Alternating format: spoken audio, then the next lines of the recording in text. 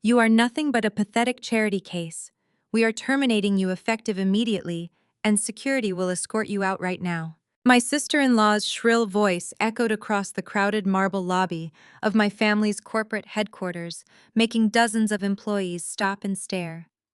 It was 8:45 in the morning on my very first day as a low-level data entry clerk. She sneered at my clothes, reveling in her power trip, completely unaware that I was not there to collect a paycheck. I calmly unclipped my temporary visitor badge, handed it to her, and smiled. I told her to tell my father that the emergency board meeting in exactly 5 hours was going to be absolutely unforgettable. She had no idea that the anonymous billionaire savior arriving at 2 o'clock to bail out their bankrupt company was actually me, and I had already bought 80% of their voting shares. My name is Naomi, and I am 33 years old. Before I share exactly how I dismantled my toxic family's empire piece by piece, let me know where you are watching from in the comments below. Hit that like button and subscribe if you have ever had to smile through the pain while an arrogant family member tried to tear you down. The morning sun was streaming through the massive glass walls of Apex Solutions, casting long shadows across the imported Italian marble floors. Apex was a mid-sized logistics firm that my father Harrison had built into his personal monument. The lobby was bustling with employees rushing to catch the elevators, clutching their coffees and preparing for the workday. I had barely stepped through the revolving doors when Lexi intercepted me. Lexi was my brother Cameron's wife, a woman who wore her unearned title of Human Resources Director like a weapon. She was dressed in an overly branded designer outfit that screamed of new money and deep insecurity. Her eyes narrowed with a predatory gleam the moment she spotted me. She did not even wait for me to reach the security desk. She marched right into the center of the atrium, blocking my path. "Stop right there, Naomi," she commanded, raising her voice so that the nearest groups of employees would hear. People immediately began to slow their pace, glancing over their shoulders with thinly veiled curiosity. "Lexi," I said evenly, keeping my hands relaxed at my sides. "Good morning to you too. I am just heading up to the 4th floor to get my desk assignment." "You are not going anywhere except back out those doors," she announced, crossing her arms over her chest. "I just got off the phone with Harrison. We have decided that bringing you on board is way too much of a liability for Apex. Your father only offered you this data entry job because your mother begged him to take pity on you. But frankly, we cannot afford to carry dead weight, not even family." I stood perfectly still, letting her cruel words hang in the air. The murmurs around the lobby grew louder. I knew exactly what she was doing. This was a public execution designed to put the family disappointment back in her place. For years, they had spun a narrative that I was an utter failure because I had refused to follow my father's rigid, misogynistic corporate path. I had moved away, lived quietly, and built my own venture capital firm from the ground up. Because I never flaunted my wealth or begged for their approval, they naturally assumed I was destitute. Lexi took a step closer, looking me up and down with exaggerated disgust. "I mean, look at you," she scoffed, gesturing toward my outfit. I was wearing a bespoke, unbranded charcoal suit that cost more than her entire wardrobe, but she lacked the refinement to recognize quiet luxury. "You show up on your first day looking like you bought your clothes at a thrift store. Did you really think you could just waltz into a professional corporate environment after squandering your life on those stupid startup fantasies?" Cameron warned me. "You would be a disaster, but I did not think you would embarrass us before 9 in the morning." "I assure you, Lexi, I am dressed perfectly for the business I am conducting today," I replied, my voice calm and completely devoid of the panic she was so desperately trying to provoke. Her face flushed with hot irritation at my lack of tears. She had fully expected me to crumble, to beg for the minimum wage job, to ask her to call my father and plead on my behalf. When I did none of those things, her voice grew louder and significantly harsher. "Do not talk back to me in my lobby," she snapped. "Cameron has been working 18-hour days to keep this company afloat. He is a brilliant chief operating officer, and he does not have time to hold his little sister's hand while she pretends to be a working professional. You threw your life away, Naomi. You refused to listen to Harrison, you wasted whatever money you had, and now you expect us to clean up your mess. Well, the charity stops today. We are terminating you effective immediately, Security will escort you out. She snapped her fingers toward two large security guards standing near the reception desk. They exchanged uncomfortable glances, but dutifully began walking toward us. The humiliation was supposed to break me right there on the polished marble floor. My family had always used public shame to enforce obedience, a toxic tactic spearheaded by my father and perfected by his golden child Cameron. But I was not the scared 20-year-old girl they remembered.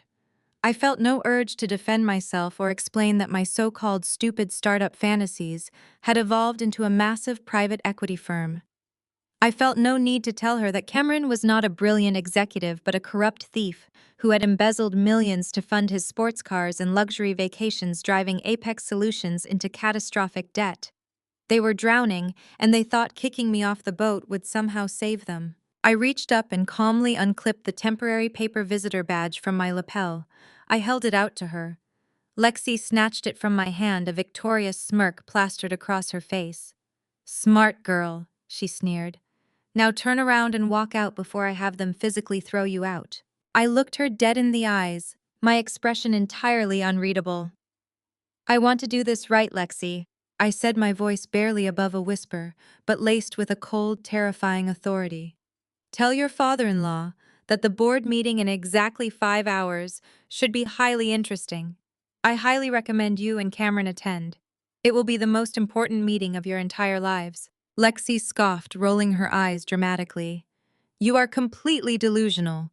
That board meeting is for executive leadership and our new investors. It has nothing to do with a fired data entry clerk." "Just deliver the message," I said smoothly. I turned on my heel and walked toward the revolving doors. I did not look back. I did not rush. I walked with the measured, deliberate pace of someone who owned the very ground they were stepping on. Stepping out into the crisp morning air. I bypassed the crowded bus stop that my family assumed I would be using. Instead, I walked straight to the curb where a sleek, armored black Maybach was waiting idly. The uniformed driver immediately stepped out, opening the rear door for me with a respectful nod. I slid into the plush leather interior, the heavy door shutting solidly behind me, instantly silencing the noise of the city street. I reached into my designer handbag, pulled out my phone, and dialed a number I knew by heart. My lead corporate attorney answered on the first ring. "Mitchell," I said, leaning back against the luxurious headrest. "Lexi just played her part perfectly in the lobby. I am officially terminated from Apex Solutions."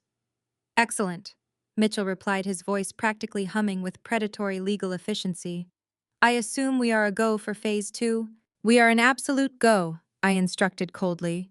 "Begin the asset freeze on Apex Solutions immediately. Lock down their corporate accounts and notify the bank that the majority shareholder is invoking the debt covenants.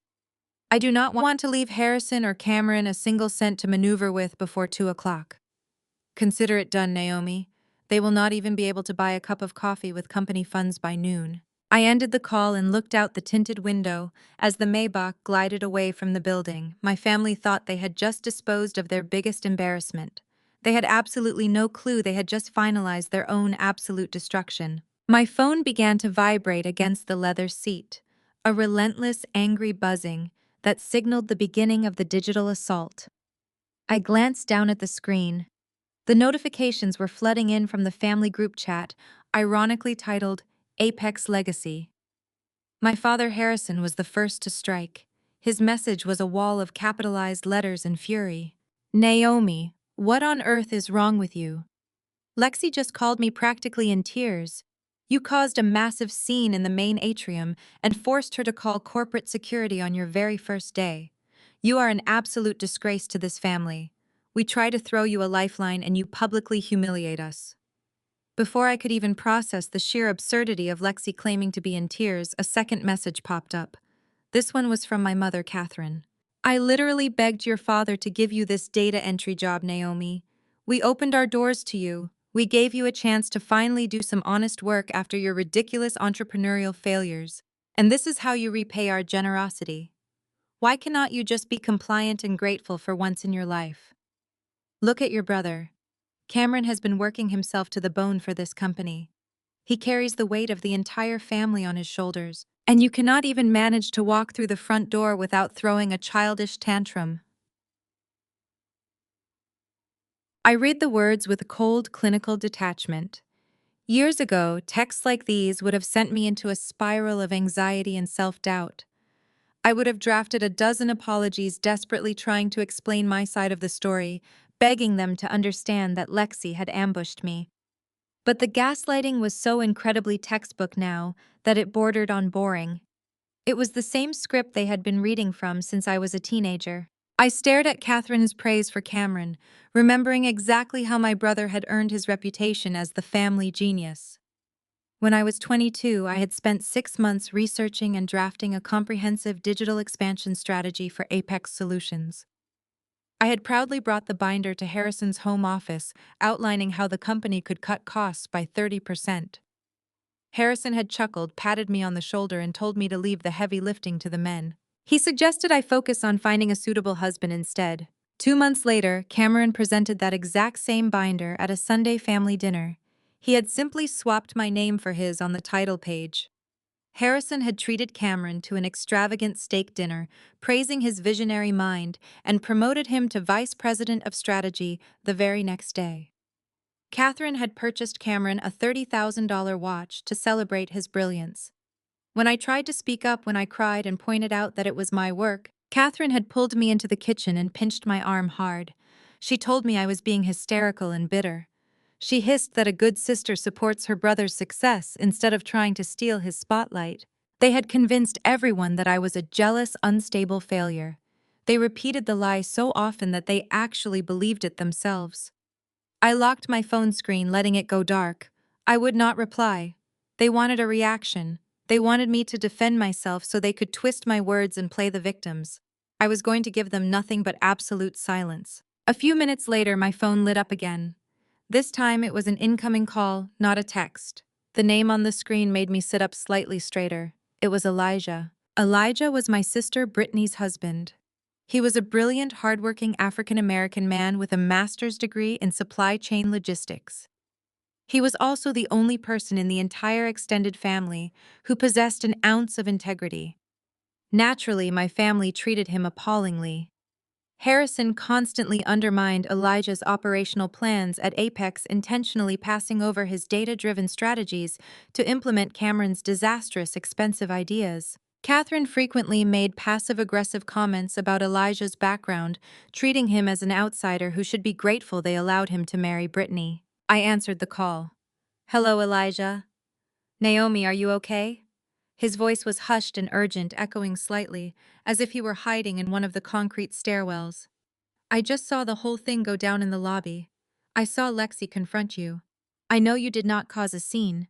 I was watching from the mezzanine balcony." A small, genuine smile touched my lips. Elijah had always been observant. He was the only person who consistently remembered my birthday. He was the only one who would casually bring me a plate of food at family barbecues when Catherine deliberately forgot to set a place for me at the main table. "I am perfectly fine, Elijah," I said, my voice steady and warm.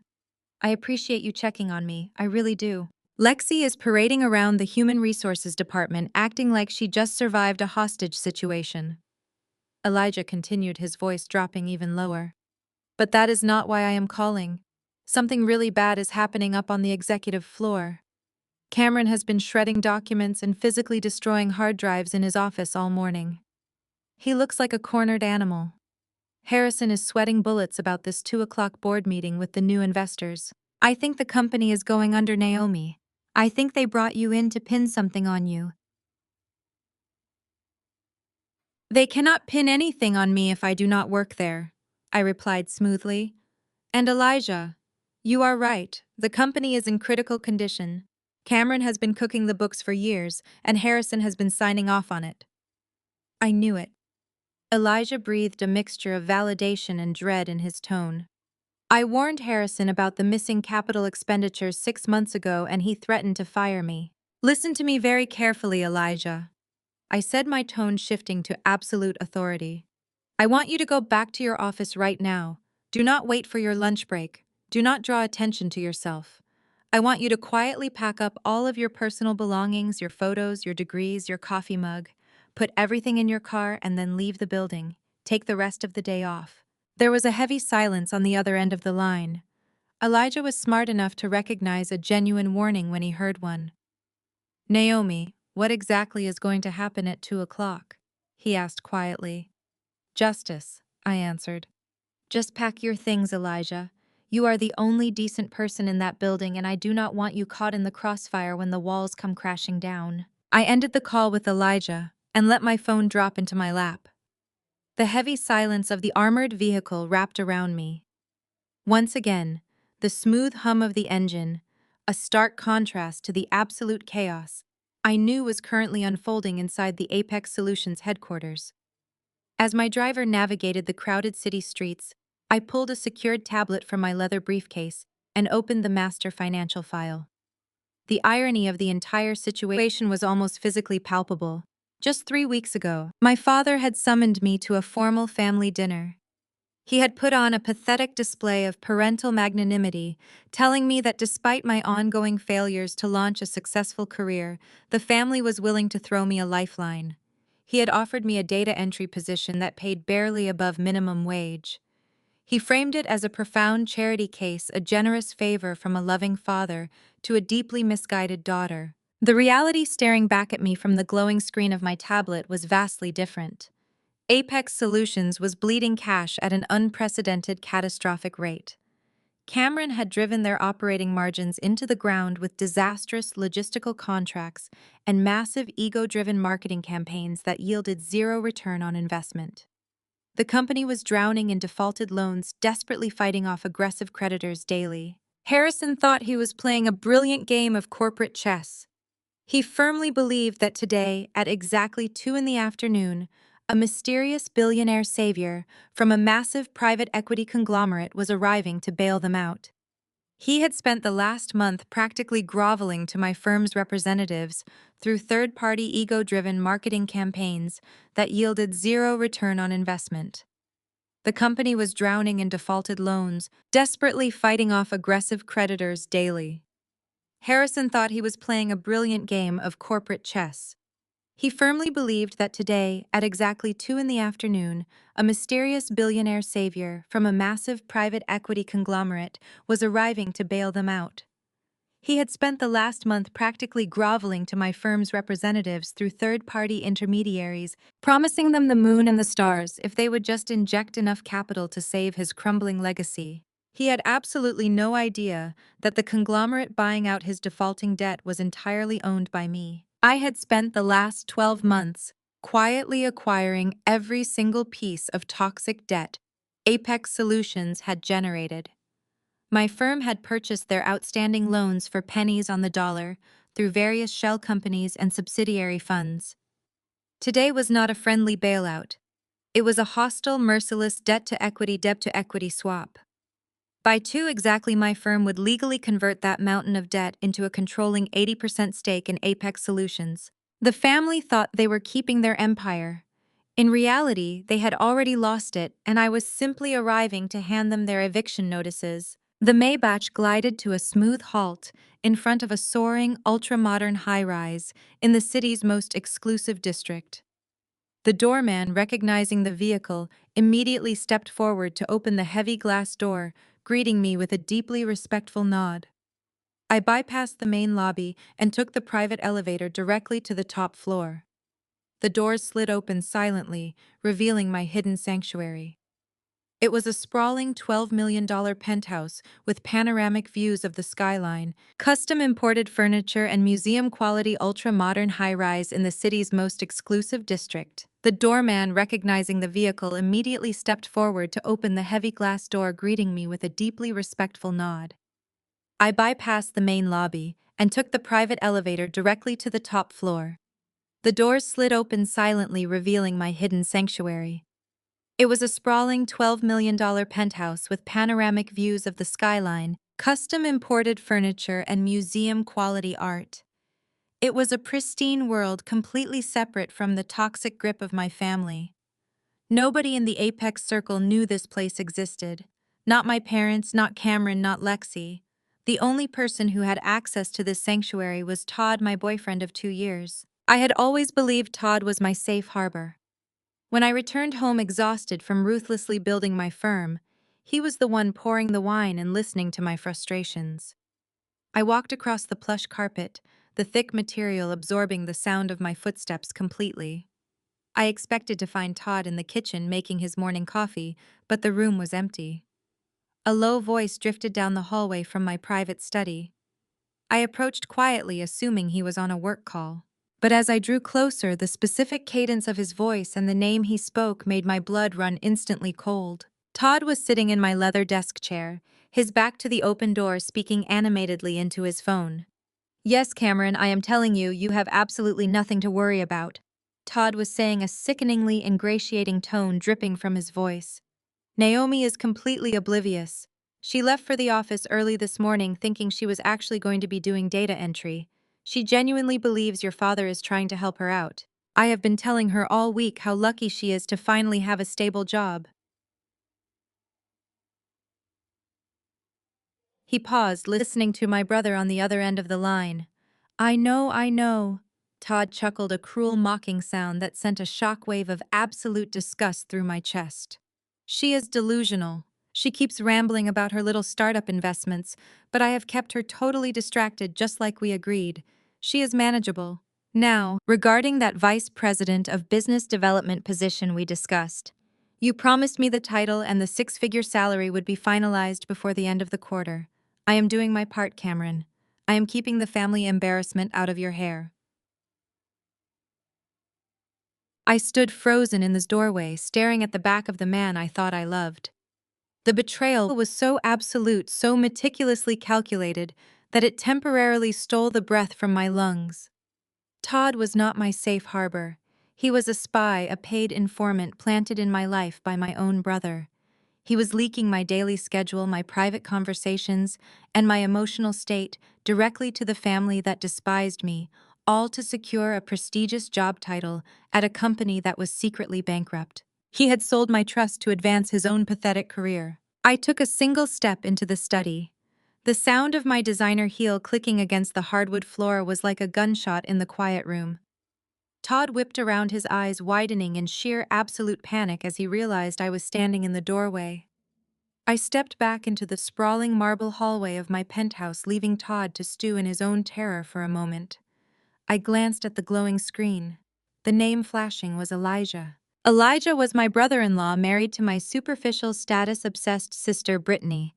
More importantly, Elijah was an exceptionally brilliant African-American man holding a master's degree in supply chain logistics from a top-tier university.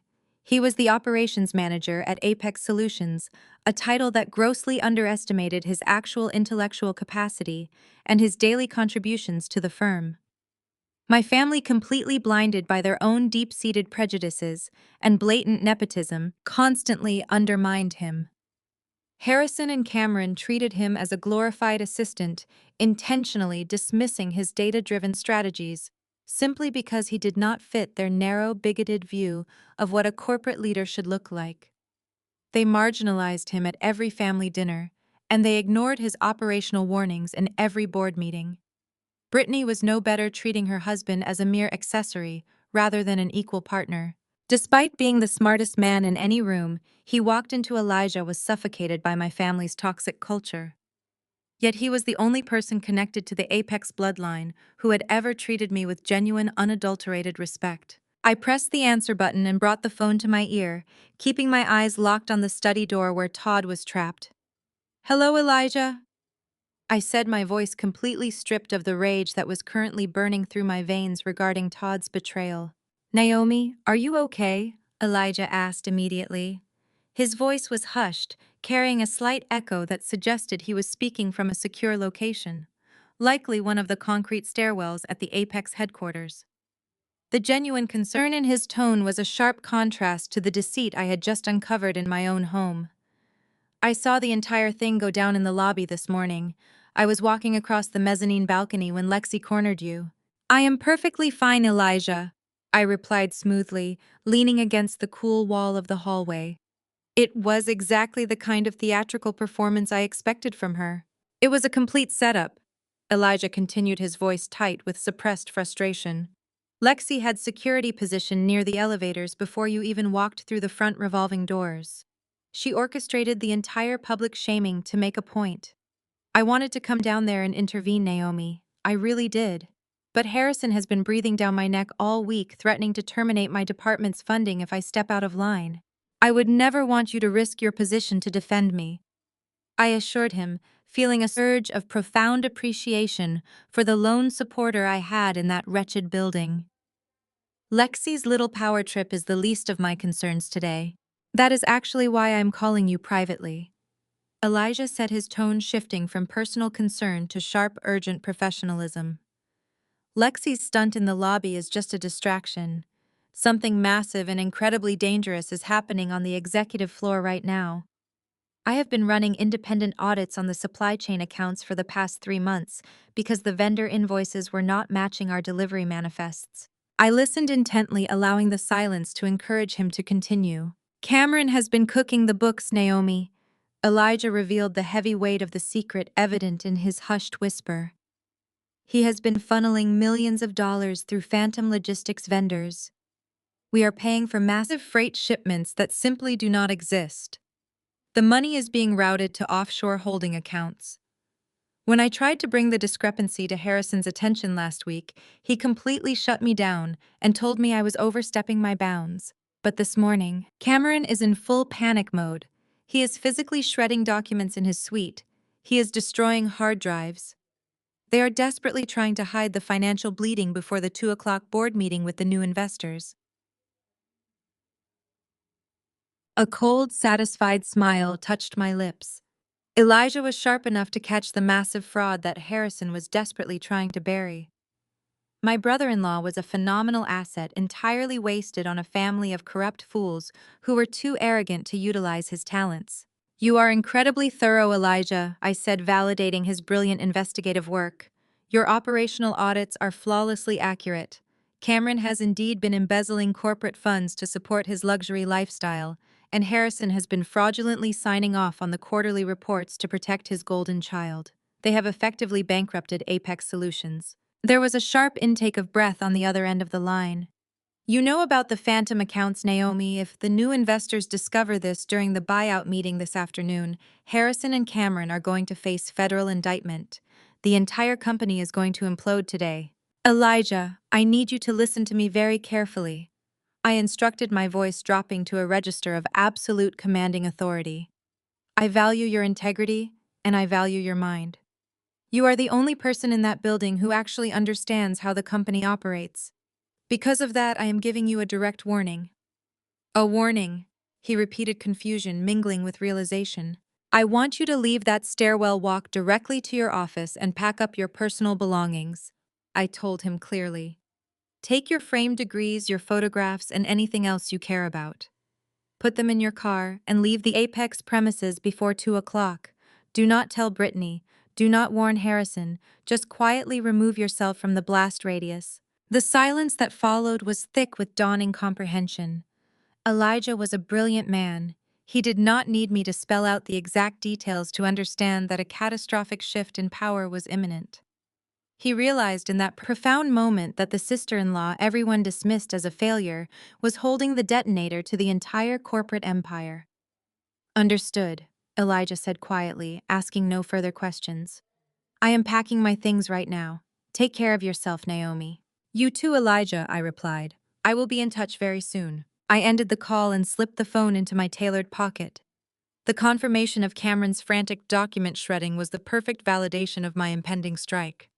The Apex Empire was already burning from the inside out. I turned my attention back to the study door, my expression hardening into a mask of pure ice. Elijah was safe. Now it was time to deal with the traitor standing in my home.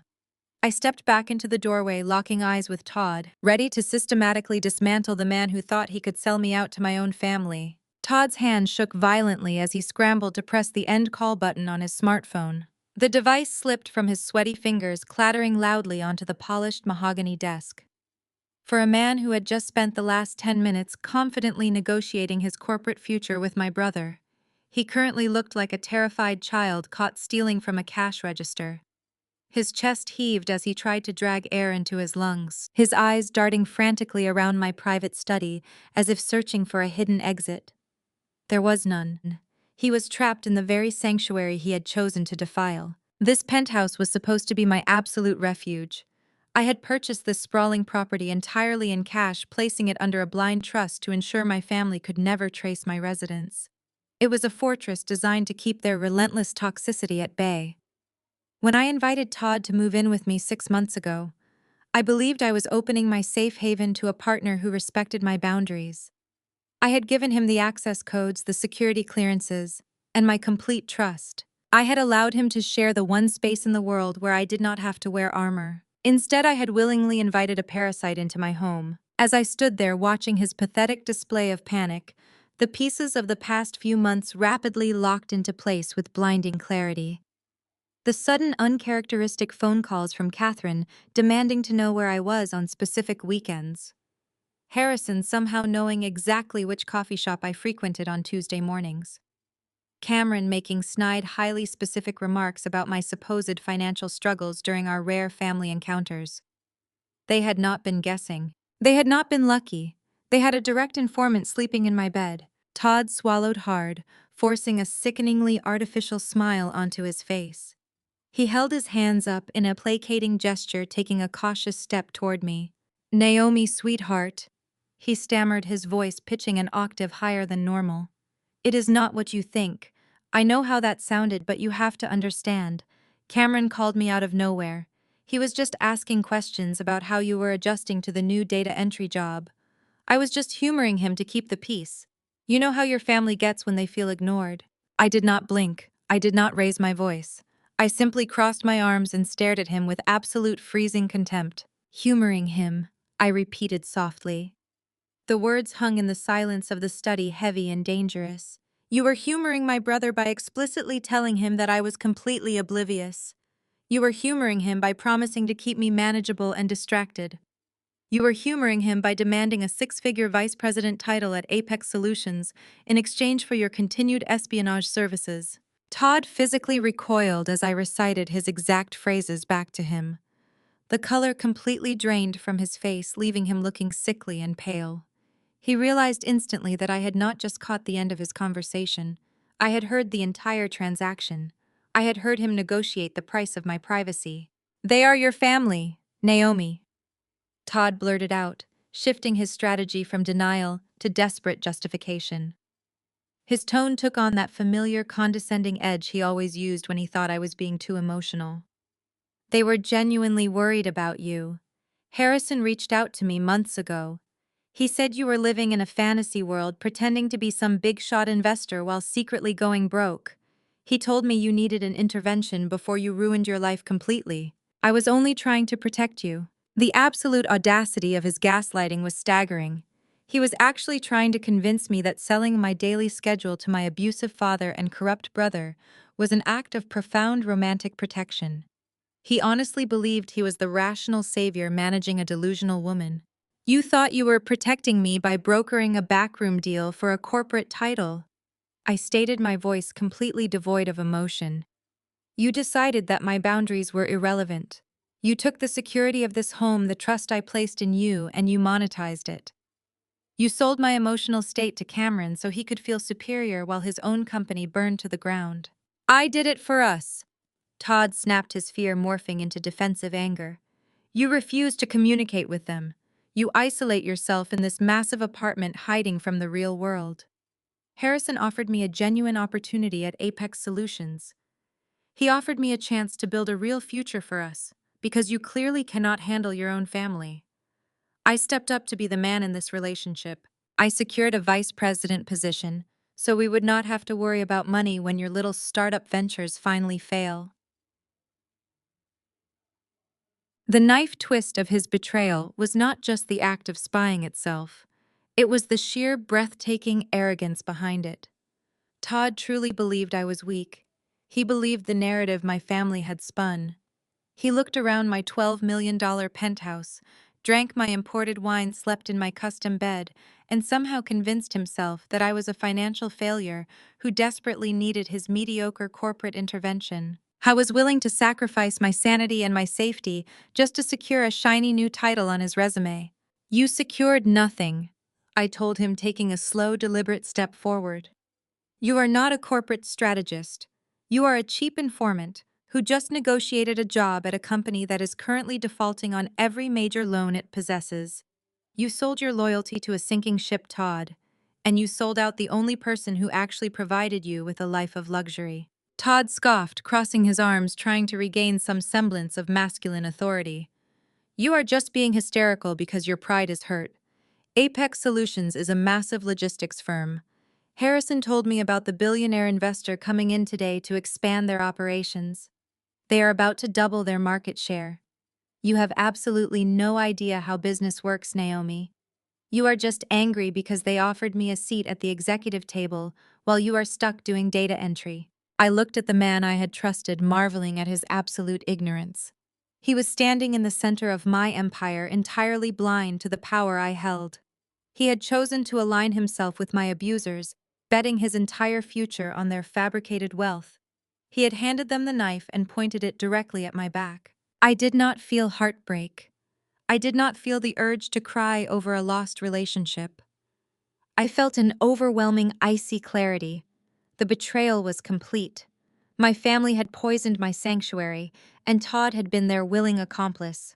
It was time to show him exactly whose table he had just begged to sit at. I did not raise my voice or step closer. I simply held his gaze with a cold, terrifying calm that made his bravado completely disintegrate. The silence stretched between us, heavy and suffocating, until the sheer weight of it forced him to speak again. You are acting completely unhinged right now, Naomi, Todd scoffed, running a nervous hand through his hair. He shifted his weight, trying to physically dominate the space by puffing out his chest. This is exactly what Harrison was warning me about. You get paranoid and push people away the second they try to intervene. You are completely out of touch with reality. I remained perfectly still. I let him dig his own grave, watching him deploy the exact same manipulative tactics my mother had used for decades. It was fascinating in a clinical sort of way to see how easily my family had infected his mind with their toxic narrative. Look at yourself, he continued, emboldened by my silence. You cannot even manage your own basic finances without going into the red. You have been playing businesswoman for years, chasing these ridiculous startup dreams, and you have absolutely nothing to show for it. Someone had to step up. I am securing our future because you clearly cannot do it yourself. I took another step toward me, adopting a tone of faux sympathy that made my skin crawl. I am doing the hard work here. I am managing your family's expectations. I am dealing with Cameron and Harrison so you do not have to. They gave you a job today because they know you are financially incompetent. If I had not brokered this deal, if I had not kept them informed about your erratic behavior, you would be stuck doing data entry for the rest of your life. You should be thanking me. Thanking you. I repeated, my voice devoid of any warmth. You genuinely believe you are the master strategist here. You think you are securing our future by acting as a paid informant for a man who embezzles from his own company. Stop being so incredibly dramatic. Todd snapped, his frustration boiling over. You do not understand basic corporate dynamics. Harrison is a titan in this city. Apex Solutions is about to receive a massive influx of capital from a major private equity firm. They are bringing in a billionaire investor this afternoon. I secured a spot on the winning team. I am making sure we have a safety net when your little business ventures completely fail. You are just too stubborn and proud to admit that you need my help to survive in the real world. His words were a perfect, sickening echo of my father's arrogance. Todd had swallowed their lies completely. He genuinely thought I was a fragile, incompetent woman who needed a man to secure her financial stability. He thought my absolute silence was a sign of submission. He had no idea it was the calm before the execution. I reached into my designer handbag and pulled out my secured tablet. I did not waste my breath arguing against his pathetic delusions. I simply tapped the screen a few times, accessing the encrypted files I used to manage my personal real estate portfolio. I walked over to the mahogany desk stood right next to him and placed the glowing tablet directly in his line of sight. Read the highlighted document, I commanded, my voice slicing through the thick tension in the room. Todd scoffed, rolling his eyes as if I were forcing him to look at a child's finger painting. But as his gaze dropped to the high-resolution screen, his arrogant smirk instantly froze. He blinked, leaning in closer, his eyes scanning the dense legal text of the property deed. He read the purchase price first, $12 million paid entirely in cash. Then his eyes darted to the top of the document where the name of the sole exclusive owner was printed in bold, undeniable letters, my name. The tablet slipped from his fingers and hit the desk with a sharp clack. He looked up at me, his mouth opening and closing like a suffocating fish. The absolute magnitude of his miscalculation was finally crashing down on him. He had spent months living in a $12 million fortress, drinking my imported wine, and sleeping in my custom bed, all while convincing himself he was the primary provider for a failing artist. "You own this entire penthouse," Todd whispered, his voice trembling with a mixture of shock and dawning horror. "I own many things, Todd," I replied smoothly, crossing my arms and looking down at him with absolute disdain. "What fascinates me most is not that you chose to betray me. It is how incredibly cheap you were when you sold your loyalty.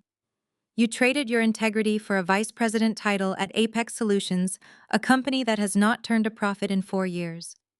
You allied yourself with Harrison and Cameron, two men who have embezzled their own legacy into the ground.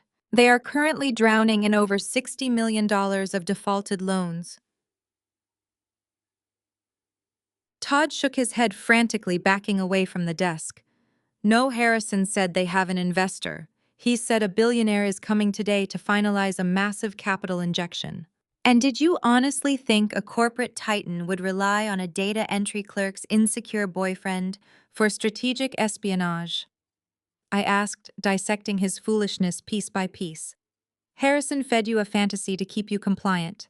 You thought you were stepping up to be the man of the house, saving the hysterical woman from financial ruin. In reality, you were nothing but a cheap pawn, easily manipulated by a failing CEO who needed someone naive enough to believe his lies. You sold out the only person who actually provided you with a life of absolute luxury, and you did it for a temporary desk on a rapidly sinking ship." I did not wait for his pathetic response.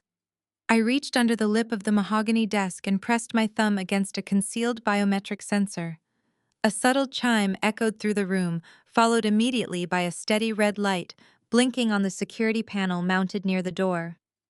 The private security team for this building was comprised entirely of former military personnel.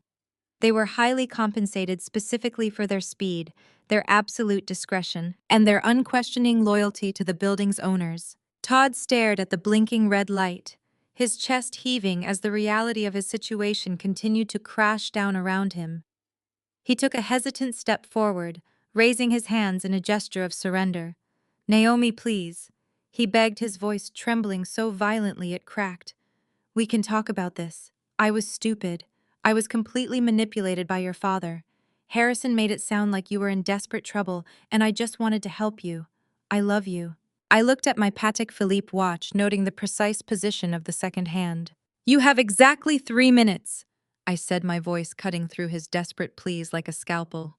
"You may take one single bag from the master bedroom closet. You will only pack the items you brought with you when you moved in 6 months ago. Any clothing, watches, or accessories purchased with my money will remain here. If you attempt to take anything that belongs to me, my security team will detain you for grand larceny." 3 minutes. Todd choked out, his eyes wide with disbelief. "Naomi, be reasonable. All my things are here. My entire life is here." 2 minutes and 45 seconds, I replied smoothly, not breaking eye contact. "If you are not standing at the front door with your single bag when the security team arrives, you will leave with nothing but the clothes currently on your back. Anything left behind will be incinerated by the evening staff." The sheer terror finally overrode his shock. Todd spun around and sprinted down the hallway toward the master suite, his dress shoes slipping frantically against the polished marble floor. I listened to the chaotic sounds of his panic echoing from down the hall, drawers being ripped open, hangers clattering to the hardwood floor, zippers tearing in a desperate rush. He was frantically trying to salvage whatever miserable remnants of his life he could fit into a single duffel bag. I remained standing in the study, utterly motionless. I did not feel a single ounce of pity for the man tearing his life apart in the next room. Todd had made a calculated decision to align himself with my abusers. He had weighed my value against a promised corporate title and decided I was expendable. He had simply bet on the wrong horse, and now he was paying the absolute price for his profound stupidity. Exactly 2 minutes and 50 seconds later, the heavy oak double doors of my penthouse swung open. Two towering security operatives stepped into the entryway, their dark suits immaculately tailored, their expressions completely neutral. They moved with silent, practiced efficiency, flanking the doorway and waiting for my command. Todd stumbled out of the master suite hallway, gasping for breath, clutching a cheap canvas gym bag to his chest. His designer tie was skewed, his hair disheveled, sweat pouring down his face. He stopped dead in his tracks when he saw the two massive guards blocking the exit. He looked past them to me, his eyes brimming with genuine, unadulterated fear. "Naomi," he pleaded one last time, his voice dropping to a pathetic whine. He dropped to his knees right there on the expensive rug, his hands clasped together. "Do not do this. I have nowhere to go. I quit my consulting job because Harrison promised me the vice president role today. I do not have an apartment. I do not have a car. Please just give me another chance. I will do anything." I walked slowly out of the study and stood a few feet away from where he was kneeling. I looked down at him, observing the miserable, groveling creature he truly was. "Harrison is going to be fired for financial fraud at 2 o'clock today," I stated coldly. "Apex Solutions will cease to exist in its current form by sunset.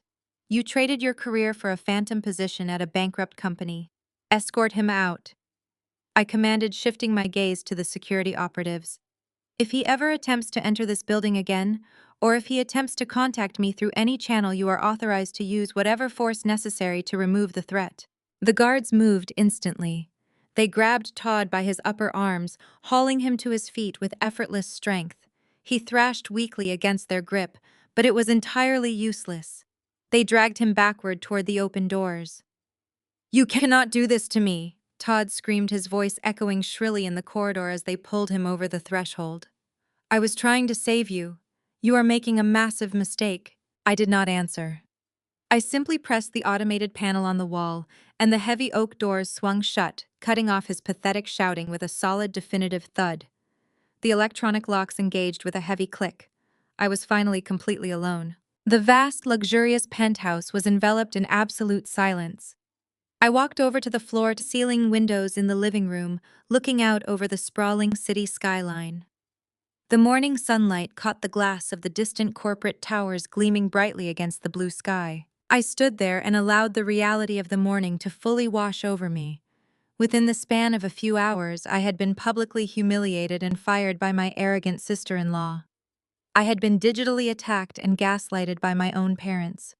I had discovered that the man sleeping in my bed was a paid informant selling my privacy for a job title. The double betrayal from both my blood relatives and my romantic partner should have shattered me. It should have sent me spiraling into the exact kind of hysterical breakdown my family always claimed I was prone to having. Instead, the betrayal acted as a forge.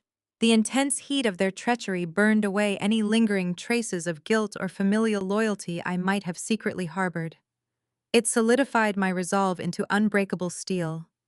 They had proven beyond a shadow of a doubt that they viewed me as nothing more than a convenient victim to be used, abused, and discarded whenever it suited their selfish needs. They lacked even a basic shred of human decency. I checked my watch.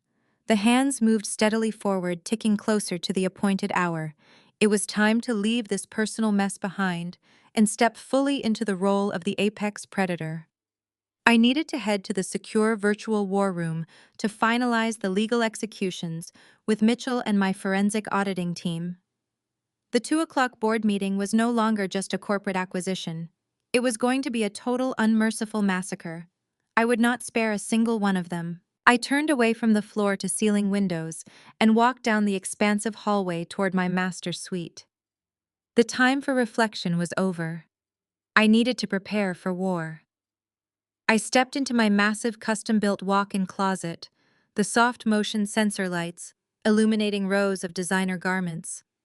I reached up and unbuttoned the cheap, unremarkable blouse my mother had insisted I wear for my new data entry position. She had actually mailed it to me last week with a passive-aggressive note, suggesting I try to look presentable for once. I let the fabric drop to the floor and kicked it aside. I would never wear a costume of submission for that family again. Instead, I pulled out a razor-sharp, bespoke midnight blue suit, crafted by my personal tailor in Milan. The fabric was immaculate, the cut severe and completely unapologetic. It was the armor of a woman who commanded boardrooms, not one who cowered in lobbies. I slipped into a crisp, white silk shirt and fastened the tailored blazer, feeling the immediate shift in my posture. I moved to the glass display case in the center of the room and unlocked it, reaching for my favorite timepiece. I strapped the heavy diamond-encrusted Patek Philippe watch around my wrist. The cool metal against my skin was a grounding physical reminder of the empire I had built entirely on my own. I looked at my reflection in the full-length mirror. The vulnerable, eager-to-please daughter was completely dead. The ruthless chief executive officer was ready to take the wheel. I left the master suite and walked into my secure home office, locking the heavy soundproof door behind me. I sat down at my expansive glass desk and tapped the control panel, lowering the motorized blackout shades over the windows to ensure absolute privacy. I booted up the encrypted multi-monitor communication station and logged into the secure virtual war room my firm utilized for hostile takeovers. The screens flared to life instantly. On the primary monitor, my lead corporate attorney Mitchell sat at a massive conference table in our downtown headquarters. He looked impeccably sharp, surrounded by thick stacks of legal binders. On the adjacent screens, my elite team of forensic auditors were already logged in, their faces serious and focused. "Good morning, Naomi," Mitchell said, his voice crisp and strictly business. The asset freeze on Apex Solutions was executed flawlessly. Their banking accounts are completely locked, their corporate credit lines are severed, and their payroll systems are officially frozen. They are entirely paralyzed. As of 10:15 this morning, Harrison cannot even authorize the purchase of printer paper. "Excellent work, Mitchell," I replied, leaning forward and resting my forearms on the cool glass of my desk. "Now show me the final audit reports. I want to see exactly how deep my brother managed to bury this company before he started shredding his hard drives." The lead forensic auditor, a brilliant numbers expert named David, shared his screen to the central monitor. A complex web of financial ledgers, highlighted bank transfers, and offshore routing numbers materialized in front of me. "It is significantly worse than we initially projected, Naomi," David stated, bringing up a heavily redacted internal balance sheet. "Your brother-in-law Elijah was completely correct about the phantom logistics vendors. But Cameron was not just padding invoices. He created an entire network of shell companies registered in the Cayman Islands. He authorized massive monthly payouts from the Apex operating budget to these fake companies, claiming they were essential international freight partners. We tracked the routing numbers just directly to private accounts solely controlled by Cameron." I stared at the staggering numbers glaring back at me from the screen. How much did he steal? David, give me the exact figure. Over the past 4 years, Cameron has successfully embezzled just over $14 million from Apex Solutions. David confirmed, his tone reflecting his professional disgust. "And we have the receipts for exactly where that money went. He used corporate funds to purchase 2 custom Lamborghinis fully paid in cash. He leased a massive luxury yacht for a 6-week vacation in the Maldives last summer. I even used company money to purchase a $3 million vacation home in Aspen under his wife's maiden name. Lexi has been living like royalty on stolen corporate capital." My jaw tightened. Lexi had stood in the lobby just hours ago, wearing designer clothes bought with stolen money, and called me a charity case. She had mocked my supposed failures, while her husband systematically robbed his own family blind. The sheer audacity was almost impressive. "What about Harrison?" I asked, shifting my gaze back to Mitchell. "My father micromanages every single cent that moves through that building. There is absolutely no way Cameron could siphon $14 million out of the operating budget without the chief executive officer noticing the massive hole in the quarterly reports." Mitchell smiled, a cold, predatory expression that meant he had found the kill shot. He held up a thick manila folder to the camera. "Harrison noticed," Mitchell confirmed. "He noticed 2 years ago. But instead of reporting his son to the authorities or removing him from the company, Harrison chose to cover it up to protect his golden child. We recovered the deleted tax returns your father filed with the federal government. Harrison personally signed off on massively inflated operational losses. He intentionally committed federal tax fraud to hide Cameron's embezzlement from the banks and the board of directors. He legally certified fraudulent documents to keep his precious son out of federal prison. The final pieces of the puzzle locked into place. Harrison had jeopardized the entire family legacy, broken federal laws, and driven a profitable company into complete bankruptcy just to protect Cameron. Yet when I simply wanted to pursue a career in finance, Harrison told me I was not smart enough to handle real money. He had protected a thief and exiled a visionary. "This is the final nail in the coffin," Mitchell stated, tapping the folder on the table. "They committed wire fraud, corporate embezzlement, and federal tax evasion. The paper trail is completely undeniable. If we hand this over to the authorities, Harrison and Cameron will face a minimum of 10 years in federal prison." "We are not handing it over to the authorities just yet," I said, a dangerous calm settling over my mind. "We are going to use this to execute them in the boardroom. I want them to look at the undeniable proof of their own pathetic corruption. I want them to realize that the daughter they banished is the only reason they are not currently in handcuffs." I looked at the screens, seeing the readiness in my team's faces.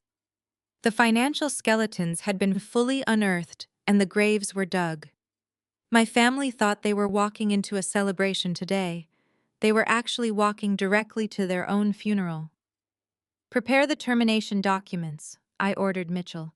"We leave for the Apex building in 1 hour." Mitchell nodded, his fingers flying across his keyboard as he brought up the finalized capitalization table on my center monitor. The pie chart that appeared was a thing of absolute terrifying beauty. For decades, Harrison had ruthlessly guarded his 60% controlling interest in Apex Solutions, keeping Catherine and my older sister Brittany pacified with minor non-voting dividend shares.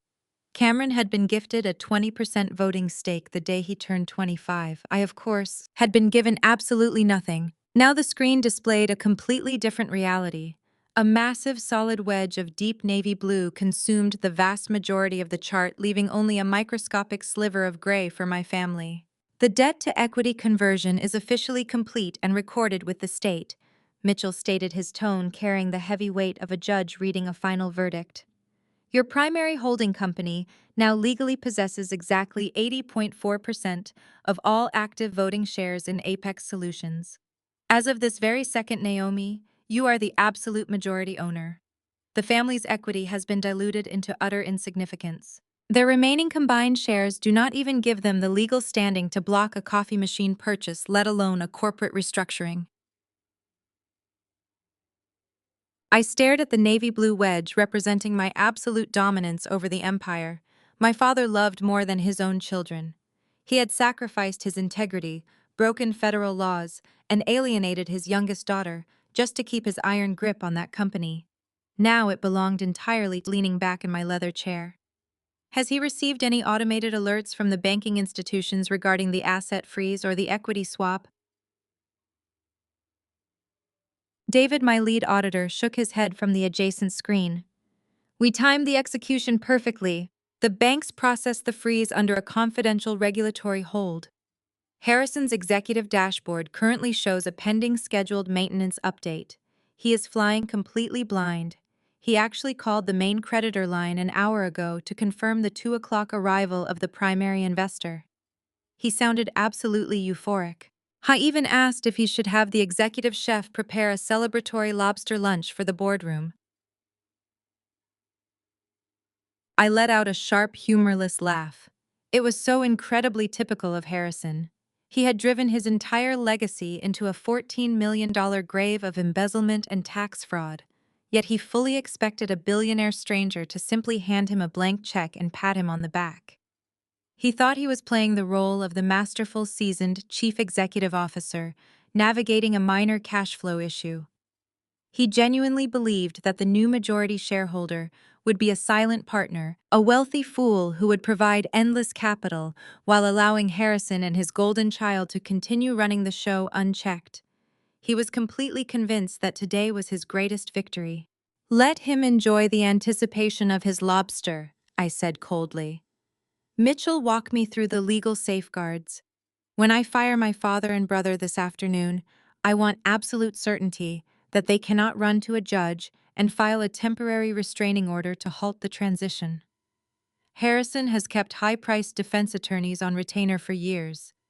He will immediately try to tie this up in litigation to maintain his access to the corporate accounts. Mitchell's smile was the definition of lethal corporate grace. "He can certainly try, but he will fail before he even dials his lawyer's number. We structured this entire acquisition exclusively under Delaware corporate law. Apex Solutions is incorporated in Delaware, which means they are bound by the most ruthless efficiency-driven corporate statutes in the country. Because your firm now holds over 80% of the voting shares, we executed a written consent in lieu of a shareholder meeting. That means you legally approved your own hostile takeover without needing to invite them, notify them, or listen to their pathetic objections. Are there any loopholes regarding the termination clauses?" I pressed, needing to ensure the trap was flawless. "Cameron will claim he is entitled to a massive payout." "Zero loopholes," Mitchell confirmed, holding up a thick stack of finalized contracts to his webcam. "We are invoking the fraud and gross negligence clauses written directly into their own executive employment contracts. Because we have irrefutable proof of Cameron's embezzlement and Harrison's tax evasion, they are being terminated for cause." Under Delaware law, firing an executive for cause immediately nullifies any golden parachute provisions, severance packages, or stock option vesting. They have no legal grounds for an appeal. They have no grounds for an injunction. If they attempt to sue you for wrongful termination in the Chancery Court, we simply hand the forensic audit files over to the federal prosecutor and they go straight to prison. The legal cage is completely airtight. The sheer perfection of the legal strategy settled over me, bringing a profound sense of peace. I had not just taken their company, I had weaponized their own greed against them. Every terrible decision they had made, every dollar they had stolen, and every lie they had told was now the exact mechanism I was using to destroy them. They had built their own guillotine. I was merely the one stepping up to pull the lever. "Send the digital execution orders to my terminal," I commanded. Within seconds, a series of encrypted documents populated my screen. The written shareholder consent, the immediate termination notices for Harrison and Cameron, the formal restructuring mandate abolishing the human resources position currently occupied by my arrogant sister-in-law Lexi. I pulled a sleek stylus from my desk and firmly signed my name across the bottom of each document.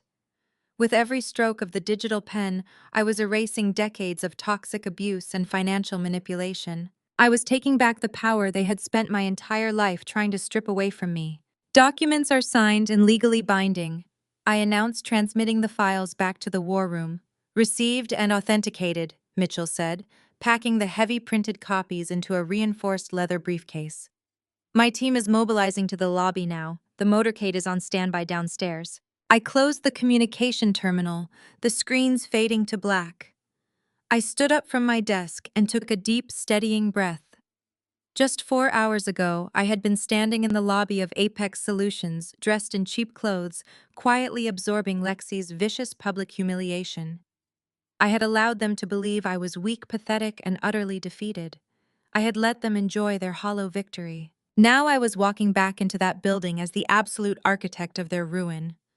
I grabbed my designer handbag, checked the clasp on my diamond watch, and stepped out of my home office. There would be no mercy, no hesitation, and absolutely no second chances. It was time to go hunt. I stepped out of my home office and walked down the wide, art-lined corridor of my penthouse. The sheer quiet of the space was about to be broken. Right on cue, the soft chime of my private, secure elevator echoed through the expansive living room. The heavy steel doors slid apart seamlessly, revealing my lead corporate attorney, Mitchell flanked by 3 elite junior partners from his firm. They stepped into my home, moving in perfect synchronization, dressed in immaculate dark suits, carrying reinforced leather briefcases that held the physical manifestation of my family's total ruin. "Right on time, Mitchell," I said, crossing the plush rug to meet them at the massive marble dining table that doubled as our staging area. "Traffic was remarkably cooperative, Naomi," Mitchell replied, setting his heavy briefcase down on the cool stone surface. The junior partners immediately fanned out, opening their respective cases and extracting thick stacks of legal documents printed on heavy watermarked archival paper. Digital signatures were legally binding, but executing a hostile takeover of this magnitude required the undeniable physical weight of hard copies to drop onto the boardroom table. Mitchell unclasped his primary folio and pulled out 2 distinct red-tabbed folders. He slid them across the marble directly toward me. "I want to review the exact phrasing of the termination clauses one last time," I demanded, tapping my manicured fingernail against the top folder which bore my father's name. Harrison has spent the last decade bragging about his ironclad executive severance package. He routinely told the board that his golden parachute was so massive firing him would bankrupt the company anyway. I need your absolute, unequivocal guarantee that he walks out of that building today with absolutely nothing. Mitchell's expression was a mask of cold, predatory confidence. He leaned forward, pointing to the heavily highlighted paragraph on the second page of my father's termination notice. "You have my absolute guarantee, Naomi," Mitchell stated, his voice ringing with absolute certainty.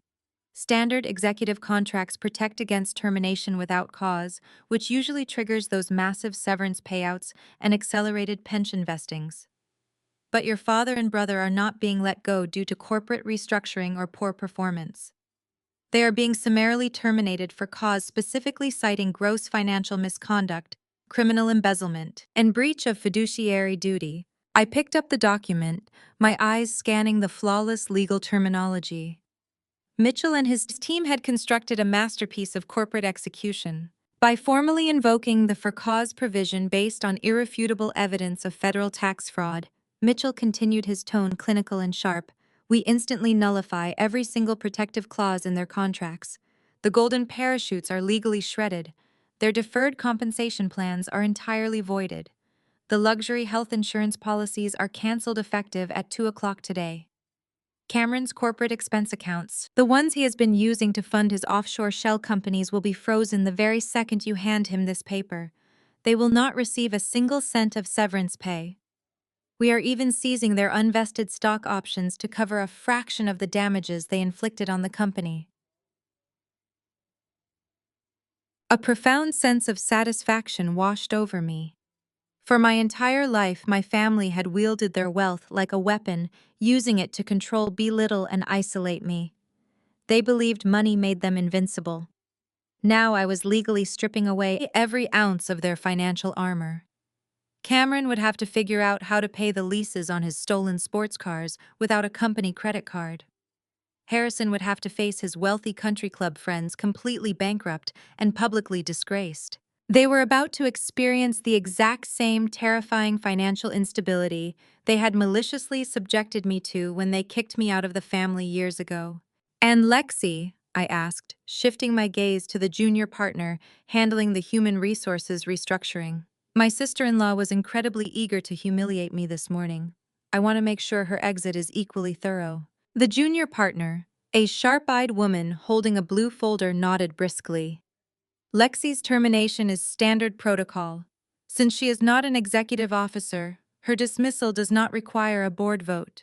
However, because her department completely failed to detect or report Cameron's massive embezzlement scheme, she is being terminated for gross negligence.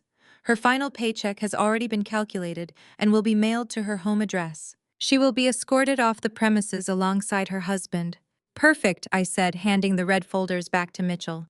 "Pack them up. It is time for the final briefing. Walk me through the exact tactical sequence for our arrival." The atmosphere in the penthouse grew intensely focused. The legal team gathered around the marble table, treating the corporate takeover with the deadly seriousness of a military strike. The tension in the room was palpable, a heavy electric charge that made the hairs on my arms stand up. The motorcade is currently idling in the secure underground loading dock of your building, Mitchell outlined, checking his own watch. We will depart in exactly 4 minutes. The drive to Apex Solutions will take roughly 12 minutes. We are scheduled to pull up to their main plaza at exactly 1:45. What about building security? I asked. Lexi ordered the guards to throw me out this morning. I do not want any physical altercations in the lobby when we return. We have already neutralized that threat, Mitchell replied smoothly. 10 minutes ago, I sent an encrypted priority directive to the head of Apex Corporate Security, bypassing the local desk guards entirely. I informed him that the new majority shareholder is arriving with private legal counsel and armed protective details. I provided your name and your new corporate credentials. The security chief knows that any interference with your entry will result in his immediate termination. The guards who escorted you out this morning will be the ones holding the doors open for you this afternoon. I smiled, imagining the sheer panic that must be quietly ripping through the security desk right now. Once we clear the lobby, we take the executive elevator directly to the top floor. Mitchell continued detailing the final steps of our assault. The board meeting is scheduled in the main glass conference room. Harrison, Cameron, and Lexi are already inside, setting up the catering and preparing to welcome their billionaire savior. We will enter the room exactly at 2 o'clock. My junior partners will immediately secure all exits and confiscate any company laptops or tablets on the table to prevent last-minute data deletion. I will stand to your right to handle any legal objections they attempt to scream out. They will scream, I confirmed, knowing my family's explosive temperaments perfectly. Harrison will likely threaten violence and Cameron will throw a tantrum. Let them.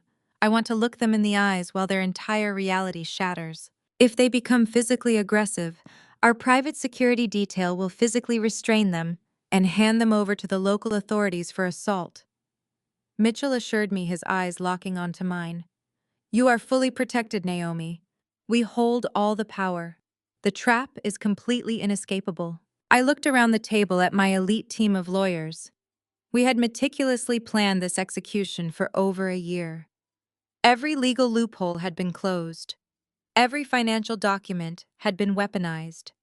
The family that had treated me like garbage was about to be utterly destroyed by their own incompetence and greed. Close the briefcases, I ordered, my voice dropping to a low, lethal register. In perfect unison, the legal team snapped the heavy brass locks of their leather cases shut. The sharp, synchronized clicking sound echoed through the penthouse like the cocking of a firing squad's rifles.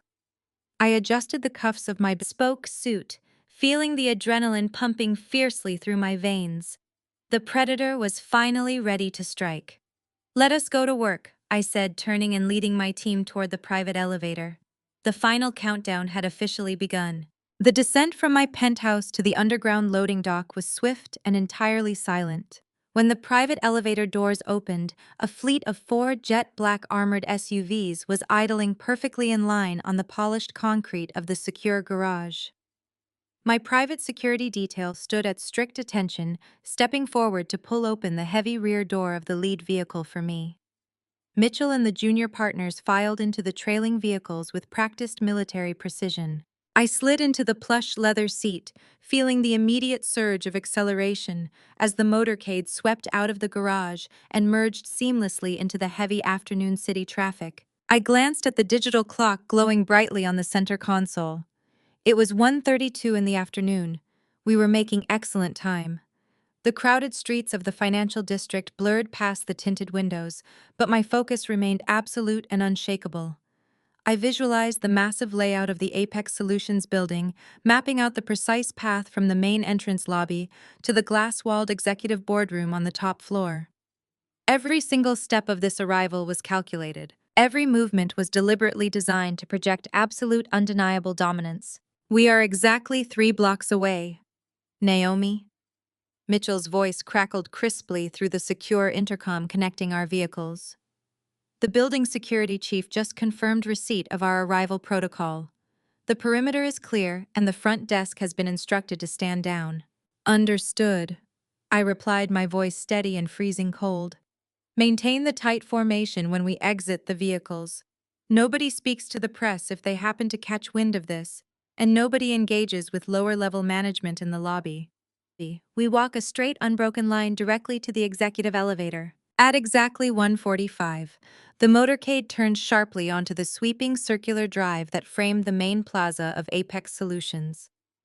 Just hours earlier, I had walked up this very same pavement, wearing a cheap, unbranded blouse, bracing myself for a day of menial data entry and expected family abuse. I had arrived as a supposed charity case, a financial failure seeking a pathetic handout from my generous father. Now I was arriving as the absolute owner of the very concrete beneath the tires. The vehicles came to a synchronized halt directly in front of the towering glass entrance. My security lead stepped out first, swiftly opening my door and standing guard. I placed my designer heel onto the pavement, stepping out into the crisp afternoon air.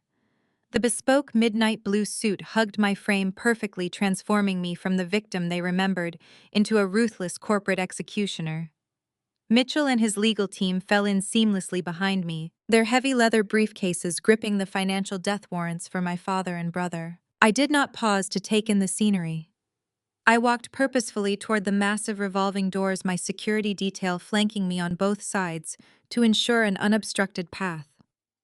As we stepped through the glass and into the grand marble lobby, the shift in the atmosphere was instantaneous and electric.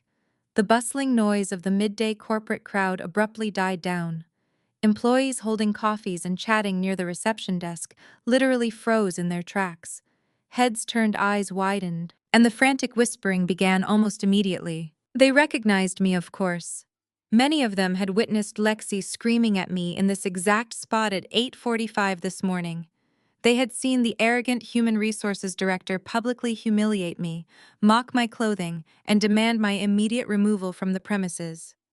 But the woman walking toward them now bore absolutely no resemblance to the quiet, compliant girl who had surrendered her temporary visitor badge. I was radiating an aura of sheer, unadulterated power, backed by a wall of intimidating corporate lawyers and hired muscle. I kept my gaze fixed straight ahead, walking with a measured, predatory grace. The crowd physically parted for us employees, stepping backward defensively as my entourage cut straight through the center of the atrium. I felt the heavy weight of their stares, the palpable confusion and shock radiating from every corner of the room.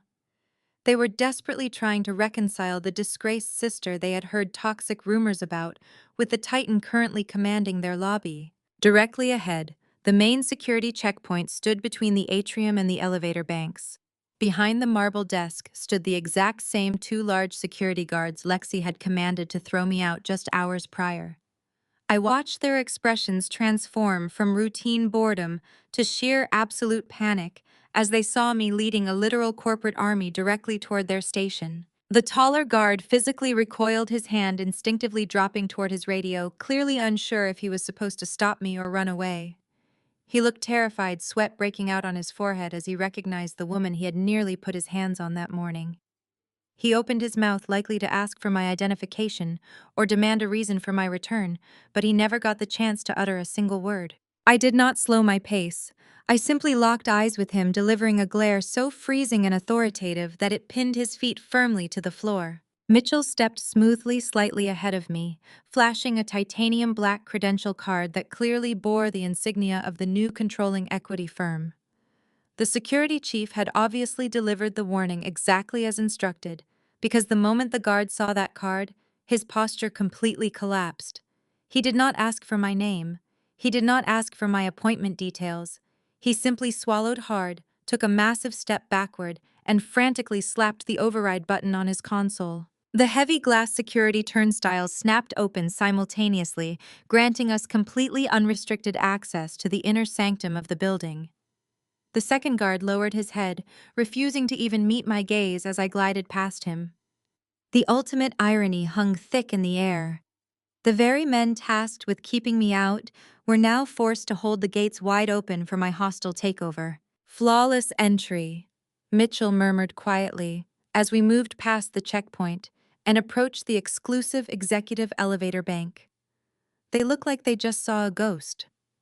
They are seeing their new reality, I corrected smoothly, pressing the call button for the top floor. The brushed steel doors of the executive elevator slid open instantly, waiting to carry me up to the final confrontation.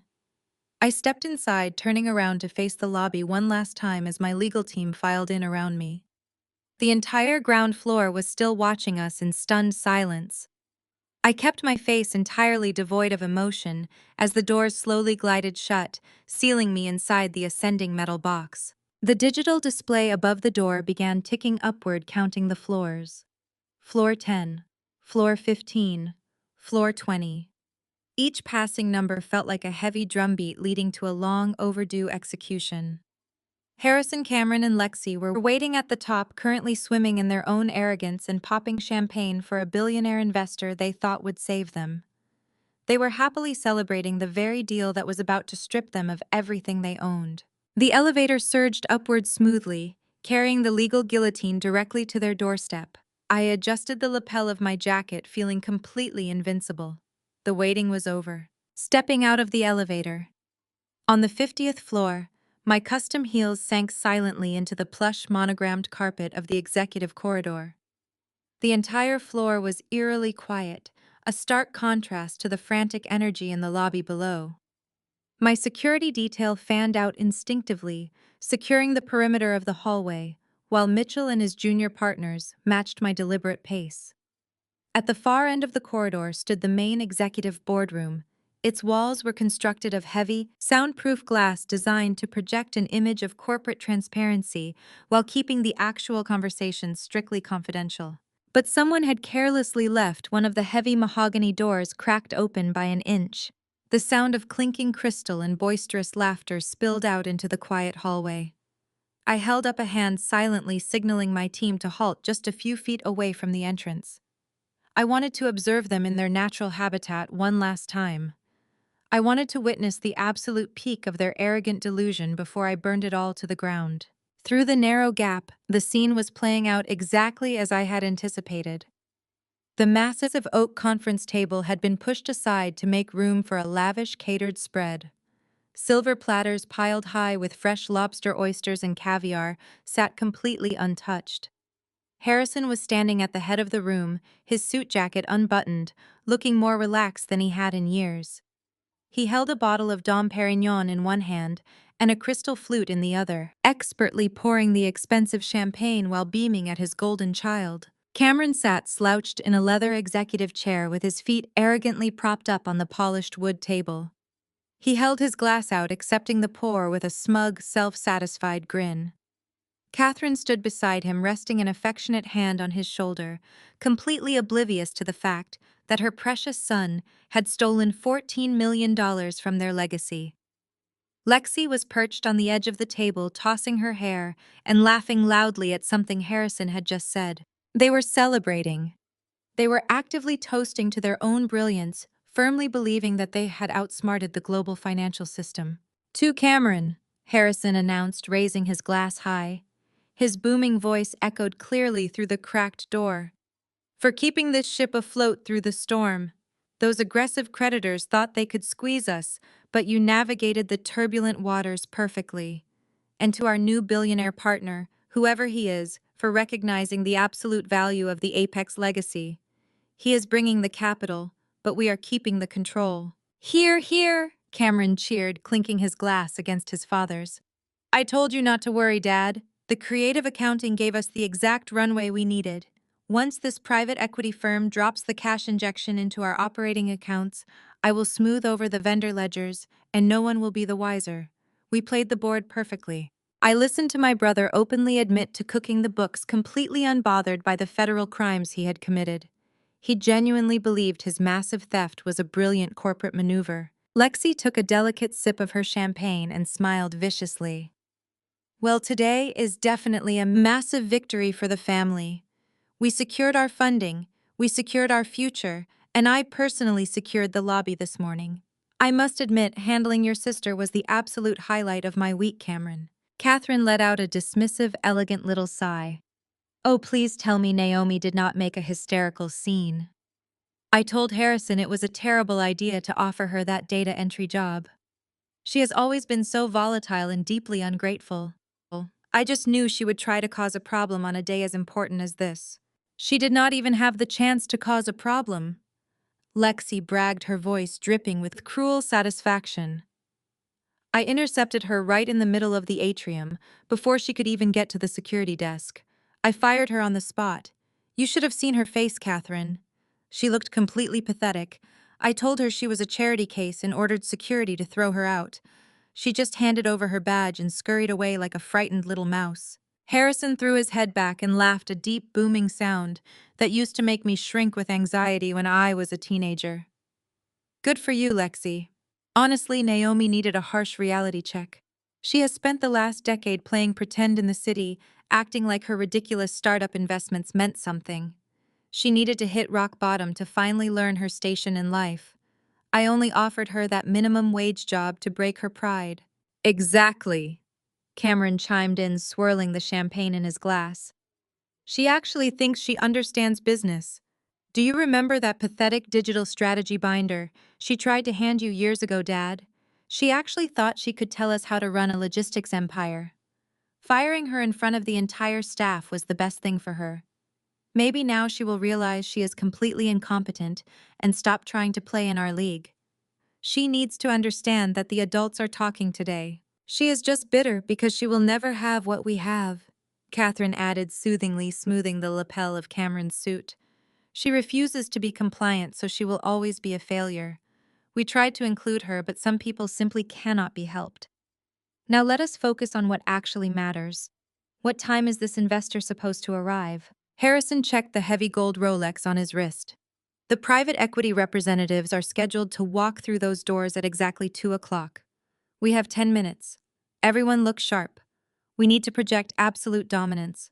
We are going to let them inject their billions, and then we are going to dictate exactly how this company runs moving forward. I stood perfectly still in the quiet corridor, my security team waiting silently behind me.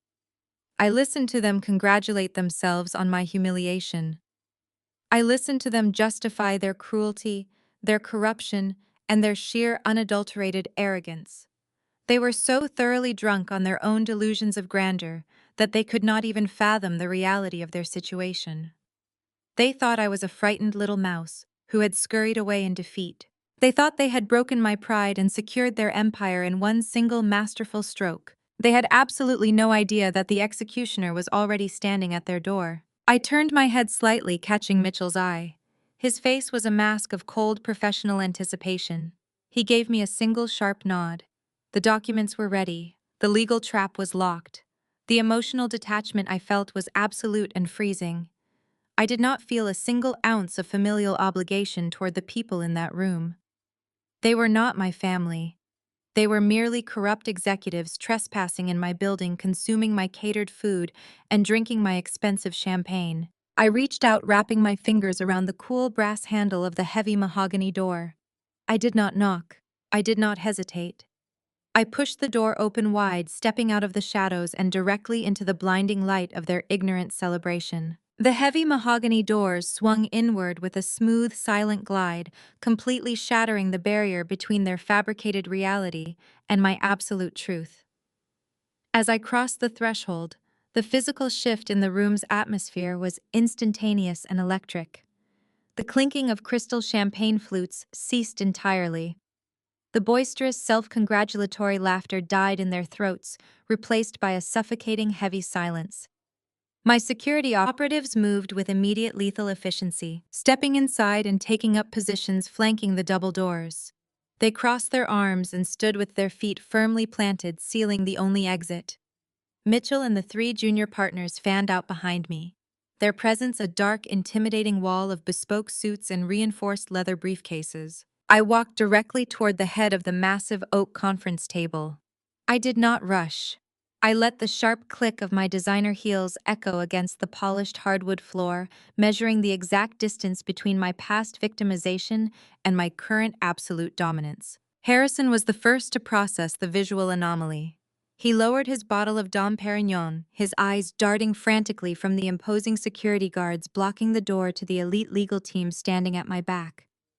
his brain deeply clouded by his own arrogance, and the midday alcohol clearly struggled to reconcile the image of the daughter he had deemed a worthless failure with the terrifying corporate phalanx currently invading his sanctuary. Naomi! Harrison bellowed, his face instantly flushing a deep, angry crimson. The shock quickly morphed into the familiar tyrannical rage he had always used to control me. What is the meaning of this? How dare you interrupt this meeting? How on earth did you even get past the front desk? Catherine gasped, pressing a hand against her pearl necklace, her eyes wide with manufactured horror. Naomi, this is highly inappropriate. You are completely out of line. We are expecting extremely important people in a matter of minutes. You cannot just storm in here throwing another one of your hysterical tantrums. Cameron slammed his champagne flute down onto the table, spilling the expensive liquid across the polished wood. He stood up, puffing out his chest, attempting to project the authority of a chief operating officer defending his territory. Are you completely insane, Dad? Call the lobby right now. The guards downstairs are going to be fired for letting her back up here. Naomi, turn around and walk out right now before we have you arrested for trespassing. I stopped exactly 3 feet away from the head of the table. I did not say a single word. I simply looked at them. The sheer panic vibrating beneath their loud, aggressive demands was palpable. They were terrified that my presence would somehow ruin their impending billion-dollar bailout. They thought I was an embarrassing glitch in their perfect day, a desperate woman seeking attention before the real investors arrived to hand them a blank check. Lexi, fueled by the same unearned confidence she had displayed in the lobby that morning, decided to take matters into her own hands. She pushed off the edge of the conference table, her face twisting into a mask of pure vicious condescension. I literally fired you at 8:45 this morning, Lexi snarled, marching directly toward me with her chin raised high. I told you that you were a pathetic charity case. I specifically ordered you to leave the premises. You are not an employee here. You are not a welcome guest. You are nothing but an unstable embarrassment to this family. You think bringing a few rented bodyguards is going to scare us? You are going to ruin the most critical financial transaction in this company's history. Nobody is ruining anything, Lexi, I replied, my voice completely devoid of the emotional hysteria she was expecting. The transaction is already complete. Shut your mouth, Harrison roared, slamming his fist against the table. He reached for the platinum intercom console embedded in the wood, jabbing the security button repeatedly. Security. Security, get a response team to the executive boardroom immediately. We have an intruder. I want her and these thugs removed by force. The intercom speaker emitted nothing but dead, hollow static. Harrison jabbed the button again, the vein in his neck bulging dangerously as his face turned an alarming shade of purple. The security chief is not going to answer you, Harrison, Mitchell stated smoothly, stepping slightly forward to stand at my right shoulder. He has received strict encrypted directives from his new employer. He knows exactly who is in this room, and he knows better than to intervene. Harrison's eyes locked onto Mitchell. He finally registered the unmistakable posture and sharp tailoring of a high-powered corporate attorney. The confusion in my father's eyes deepened into a frantic, unhinged frenzy. Who the hell are you? I demand to know who you people are and what you are doing in my building. Lexi did not wait for Mitchell to answer. Her patience completely evaporated. Furious that her morning victory was being openly challenged and that her father-in-law's commands were being ignored, she lunged forward. She raised her hand to physically grab my shoulder fully, intending to shove me toward the door and reassert her dominance through physical force, exactly as my family had always done when words failed them. She never made contact. Mitchell moved with blinding, terrifying speed. He stepped directly between us, raising a single rigid arm that stopped Lexi dead in her tracks. He did not touch her, but the sheer lethal intensity of his physical intervention forced her to stumble backward, her eyes widening in sudden, genuine fear. Lay a hand on the majority shareholder, Mitchell stated, his voice a freezing, razor-sharp blade that sliced through the heated air of the boardroom, and you will be in federal custody before sunset. The words hit the room like a seismic shockwave. Lexi froze entirely, her arms suspended in midair, her mouth hanging open as her brain desperately tried to process the impossible sentence. Cameron stopped reaching for his cell phone. Catherine let out a strangled, breathless gasp, gripping the edge of her chair for support. Harrison stood completely paralyzed, his finger still pressing uselessly against the dead intercom button. The absolute silence that followed was suffocating. The air in the room grew instantly heavy, thick with the crushing weight of their dawning realization. I maintained my icy composure, watching the exact moment their entire fabricated reality began to splinter. I slowly reached out and placed my hand on the back of Harrison's expensive leather executive chair, the seat of power he had occupied for decades. The throne from which he had continuously belittled me, undervalued me, and ultimately banished me. Majority shareholder. Harrison repeated, his voice dropping to a hoarse, ragged whisper. The arrogance had entirely drained from his face, leaving behind the terrified expression of a man who suddenly realized he was standing on a trapdoor. He looked from Mitchell to the junior partners, and finally slowly his eyes locked onto mine. What is he talking about, Naomi? I smiled.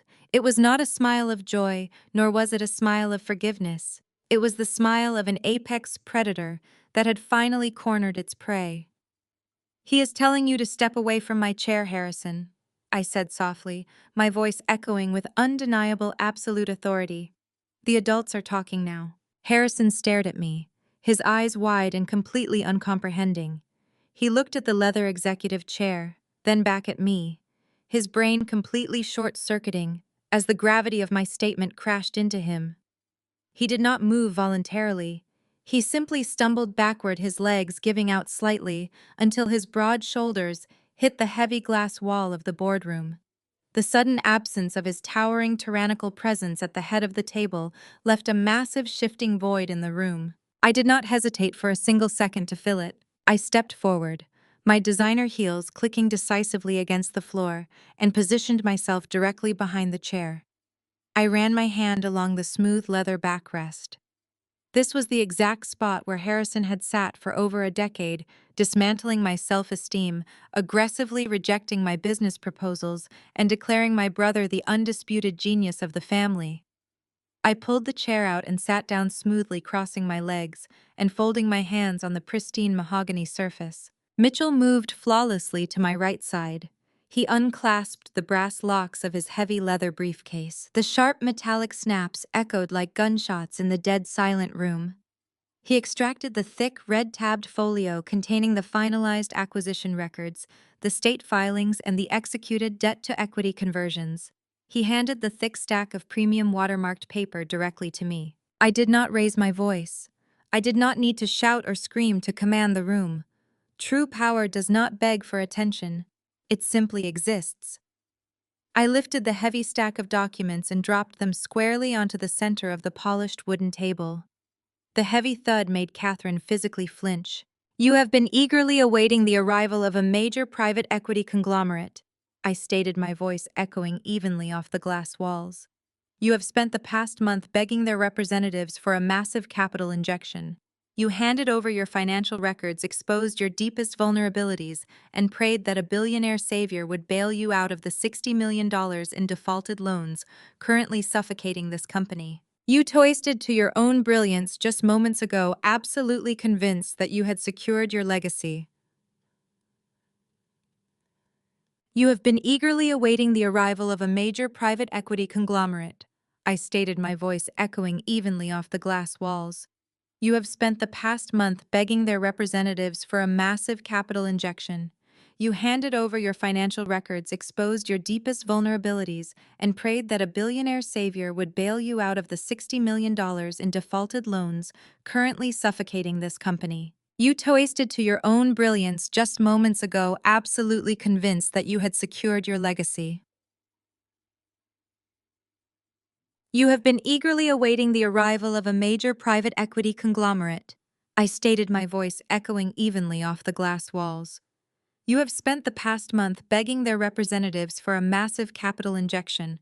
You handed over your financial records, exposed your deepest vulnerabilities, and prayed that a billionaire savior would bail you out of the $60 million in defaulted loans currently suffocating this company. You toasted to your own brilliance just moments ago, absolutely convinced that you had secured your legacy. I am the billionaire savior Harrison, My private equity firm Vanguard Holdings purchased every single piece of your toxic debt over the last 12 months for pennies on the dollar. And as of 2 o'clock today, we legally executed a hostile debt-to-equity swap. I did not come here to fund your corruption. I came here to collect. Cameron let out a harsh, frantic laugh, shaking his head violently as he pushed himself off the edge of the table. That is an absolute lie. You are completely bluffing. Vanguard Holdings is a massive international fund. You do not have that kind of capital. You were begging for a data entry job this morning. You are just trying to pull some insane psychological stunt to get back at us. Cameron did not wait for an invitation. He lunged forward and snatched the thick stack of documents from the center of the table. His hands were moving frantically as he flipped open the heavy cardstock cover. He wanted desperately to find a flaw, a typo, a fake letterhead, that would prove I was just a hysterical, bitter sister playing a cruel prank. I watched him with clinical detachment as his eyes darted across the dense legal text. I watched his gaze track over the formal declarations from the state of Delaware. I watched him find the capitalization table, the exact same pie chart Mitchell had shown me hours earlier, displaying the massive 80.4% voting stake, now permanently controlled by my firm. But the true world-shattering realization did not hit him until he reached the final page. There, printed in bold, undeniable black ink, was the formal corporate registry for Vanguard Holdings. The blood drained from Cameron's face so rapidly that his skin took on a sickly, translucent pallor. His jaw went completely slack. His hands began to shake violently, the thick pages rattling loudly in the quiet boardroom. He stopped breathing. He was staring directly at the signature line. He was staring at my name, legally registered and verified as the founder and chief executive officer of the acquiring firm. The reality hit him like a runaway freight train. No! Cameron choked out, his voice barely a wheeze. The arrogant, untouchable golden boy completely evaporated, leaving behind a terrified, cornered thief. He dropped the documents onto the table as if they were physically burning his hands. He stumbled backward, knocking his own chair over with a loud crash. This is impossible. This cannot be real. Harrison lunged forward, roughly shoving Cameron aside to snatch the documents from the table. What does it say, Cameron? What on earth does it say? Harrison's eyes scanned the exact same pages. I watched my father, the man who had repeatedly told me I lacked the intellect for business, who had mocked my startups and exiled me from his empire, read the undeniable proof of my absolute supremacy. The muscles in his jaw twitched erratically. His hands gripped the papers so tightly his knuckles turned completely white. He stared at my signature, the legal stamp of the state, and the 80% ownership transfer. Catherine rushed to his side, gripping his arm tightly. Harrison, what is it? Tell me she is lying. Tell me this is just another one of her pathetic cries for attention. Harrison did not answer her. He could not form the words. He slowly lowered the documents, staring at me with a mixture of absolute terror and profound, devastating shock. The company he had built, the legacy he had sacrificed his own daughter to protect, was entirely gone. It had been legally swallowed whole, and the predator sitting at the head of his table was the very woman he had called a family failure just hours ago. The charity case owns you, I said softly, the silence in the room amplifying every single syllable. Every desk, every computer, every patent, and every single dollar flowing through the accounts of this building now belongs exclusively to me. You do not have a silent partner. You do not have a bailout. You have an eviction notice. Lexi stood completely frozen near the catering spread, her earlier viciousness entirely extinguished. She looked at the documents, then at my customized designer suit, and finally at the imposing wall of elite corporate lawyers standing behind me. Her hands began to tremble as the reality of what she had done at 8:45 that morning finally registered in her brain. She had publicly humiliated, mocked, and enthusiastically fired the new owner of the entire corporation. You have lost your company, Harrison. I continued, leaning forward and resting my hands on the table. Your equity is completely diluted. You hold zero voting power. You cannot block this, you cannot appeal this, and you cannot undo this. I bought your empire, and now I am going to clean house. Mitchell stepped forward, placing 3 sleek black folders onto the mahogany table. I placed my hand flat on the top folder, sliding it deliberately across the polished wood until it hit my father's fingertips. Open it, Harrison, I commanded. He hesitated, his hands still trembling from the shock of the ownership documents. He flipped the cover open. Inside was the comprehensive forensic audit my team had completed, highlighting every single fraudulent transaction he had authorized over the past 4 years. As the new majority shareholder of Apex Solutions, I stated, my voice echoing with icy precision, I am exercising my right to immediately restructure the executive board. Harrison, you are officially terminated as Chief Executive Officer effective this exact second. You are not being let go due to corporate downsizing. You are being fired for cause, specifically gross financial misconduct and federal tax fraud. Harrison's face turned an ashen shade of gray. You cannot do this. My contract guarantees a severance package. I have a golden parachute. You owe me $20 million if you force me out. I owe you absolutely nothing, I shot back, leaning forward. Your executive contract specifically voids any and all severance payouts in the event of criminal misconduct. You deliberately signed off on massively inflated operational losses. You intentionally committed federal tax fraud to hide the fact that your son was stealing from this company. You legally certified fraudulent documents to keep him out of prison. By invoking the for-cause provision, your golden parachute is shredded. Your deferred compensation is voided. You are walking out of this building with nothing but the clothes on your back. Catherine let out a sharp cry, grabbing Harrison's arm. Harrison, tell her she is wrong. Tell her you did not do this. But Harrison could not speak. He stared at the audit report, recognizing his own forged signatures and the heavily redacted tax filings that my team had successfully recovered. The invincible titan of industry was completely broken, reduced to a terrified old man facing federal ruin. I shifted my gaze to my brother. Cameron was gripping the edge of the conference table, his knuckles bone white, his eyes darting frantically toward the exit. He looked like a cornered animal, realizing the trap had just snapped shut. I slid the second black folder across the table. It stopped perfectly in front of him. Cameron, I said, my voice dropping to a lethal quiet register. You are officially terminated from your position as Chief Operating Officer. Your termination is also for cause. You are being fired for corporate embezzlement, wire fraud, and breach of fiduciary duty. It was a mistake, Cameron stammered, his voice cracking entirely. I can fix it. I just needed a temporary loan to cover some bad investments. I was going to pay the company back, Naomi, I swear. You created a network of shell companies registered in the Cayman Islands. I recited, delivering the facts with merciless clarity. You funneled $14 million through phantom logistics vendors. You paid for freight shipments that never existed. You used stolen corporate capital to buy 2 custom sports cars in cash. You leased a luxury yacht in the Maldives. You even bought a $3 million vacation home in Aspen under your wife's maiden name. Lexi gasped loudly, her hand flying to her mouth. She had been perfectly happy to spend the stolen money, but hearing the crimes listed aloud in front of a team of elite corporate lawyers shattered her arrogant delusion. My legal team has already forwarded this entire forensic audit file, including your offshore routing numbers, directly to the Internal Revenue Service and the federal prosecutor, I told him, watching the last remaining drop of hope drain from his face. Your company credit cards are frozen. Your unvested stock options are seized to cover a fraction of the damages you inflicted on this firm. You have absolutely no corporate protection left. Cameron collapsed back into his chair, burying his face in his hands.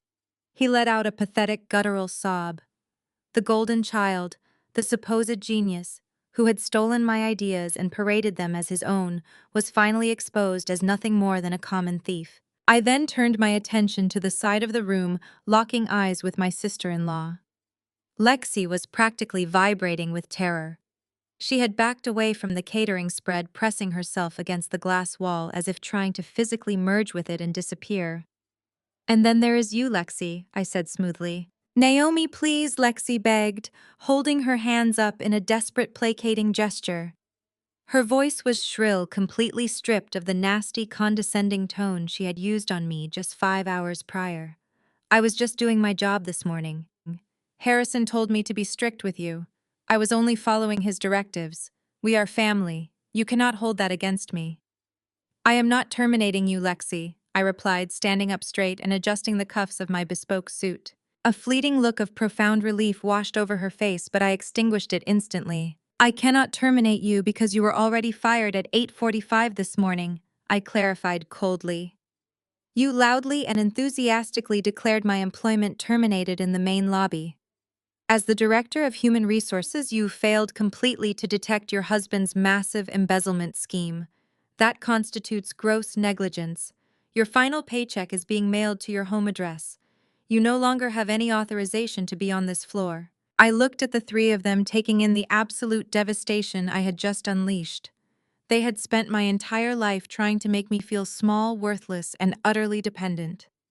They had kicked me out, mocked my ambitions, and actively plotted to steal my remaining inheritance. Now they were sitting in the ruins of their own making. Get out of my building, I commanded, my voice echoing with finality. Mitchell, have security escort these former employees off the premises immediately. Ensure they hand over their corporate phones, their keycards, and their building access fobs before they are placed on the street. The private security operatives stepped forward instantly, their imposing frames casting dark shadows across the boardroom table. They moved with silent, uncompromising authority, reaching for the executives who had believed they were completely untouchable. The executions were officially complete. The empire was purged. As the security operatives stepped forward to fulfill my orders, the paralyzing shock holding my mother hostage finally shattered. Catherine lunged across the space between us, her manicured hands grasping desperately at the edge of the mahogany table. Tears streamed down her face, ruining her immaculate makeup. It was a theatrical performance I had seen 1,000 times before. She always deployed it when she was losing control and needed to immediately flip the narrative to make herself the ultimate victim. Naomi, please stop this right now. Catherine sobbed, her voice echoing shrilly against the heavy glass walls. You cannot do this to us. You cannot throw your father and brother onto the street like criminals. We are your family. We are your own flesh and blood. You cannot do this to your own blood. She reached her trembling hand out toward me, deploying the ultimate gaslighting weapon she had utilized to keep me compliant for 33 years. She genuinely expected me to fold. She expected the suffocating weight of familial obligation to crush my newfound resolve. I did not flinch. I did not move a single inch. I looked at the woman who had spent my entire existence enabling my abuse, turning a blind eye to my father's tyranny, and actively participating in my systematic destruction. You lost the right to use that word a very long time ago, I replied, my voice slicing through her manufactured sobs with freezing surgical precision. Family does not humiliate their daughter in crowded corporate lobbies to make themselves feel powerful. Family does not intentionally embezzle $14 million and expect their outcast child to take the fall.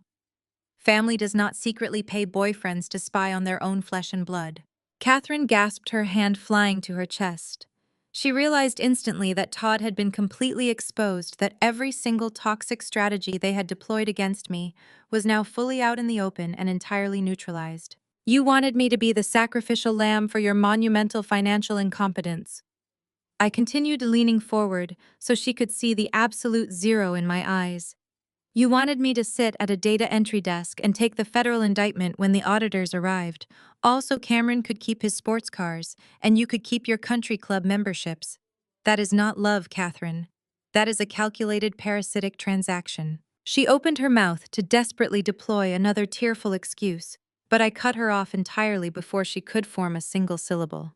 Do not dare cry to me about loyalty. I commanded, my tone leaving absolutely no room for debate. You made your choices. You chose to protect a thief. You chose to enable a fraud. You chose to treat me like a disposable asset. Well, the asset just liquidated you. This is not a family dinner, Catherine. This is a corporate restructuring, and your department has been completely eliminated. The finality of my words struck the room with the force of a physical blow. The absolute silence lasted only a fraction of a second before the fragile facade of their familial loyalty completely disintegrated. Deprived of their stolen wealth and facing imminent federal prosecution, the vipers immediately turned their fangs on each other. Harrison spun around his face, purple with rage, and grabbed Cameron by the lapels of his expensive tailored suit. He shoved his golden child violently against the edge of the polished mahogany conference table. You incompetent, arrogant fool! Harrison roared, spittle flying from his lips as he shook his son. I risked my entire legacy to cover up your pathetic amateur mistakes. You looked me in the eye and told me the offshore accounts were untraceable. You guaranteed me the auditors would never find the Cayman routing numbers. You ruined me. You destroyed my life's work to buy sports cars and luxury vacations. Cameron shoved his father back hard, his own terror morphing into vicious, desperate defensiveness. Your company was already a sinking ship, old man. I just took what I was rightfully owed before the entire thing went under. You signed those tax returns.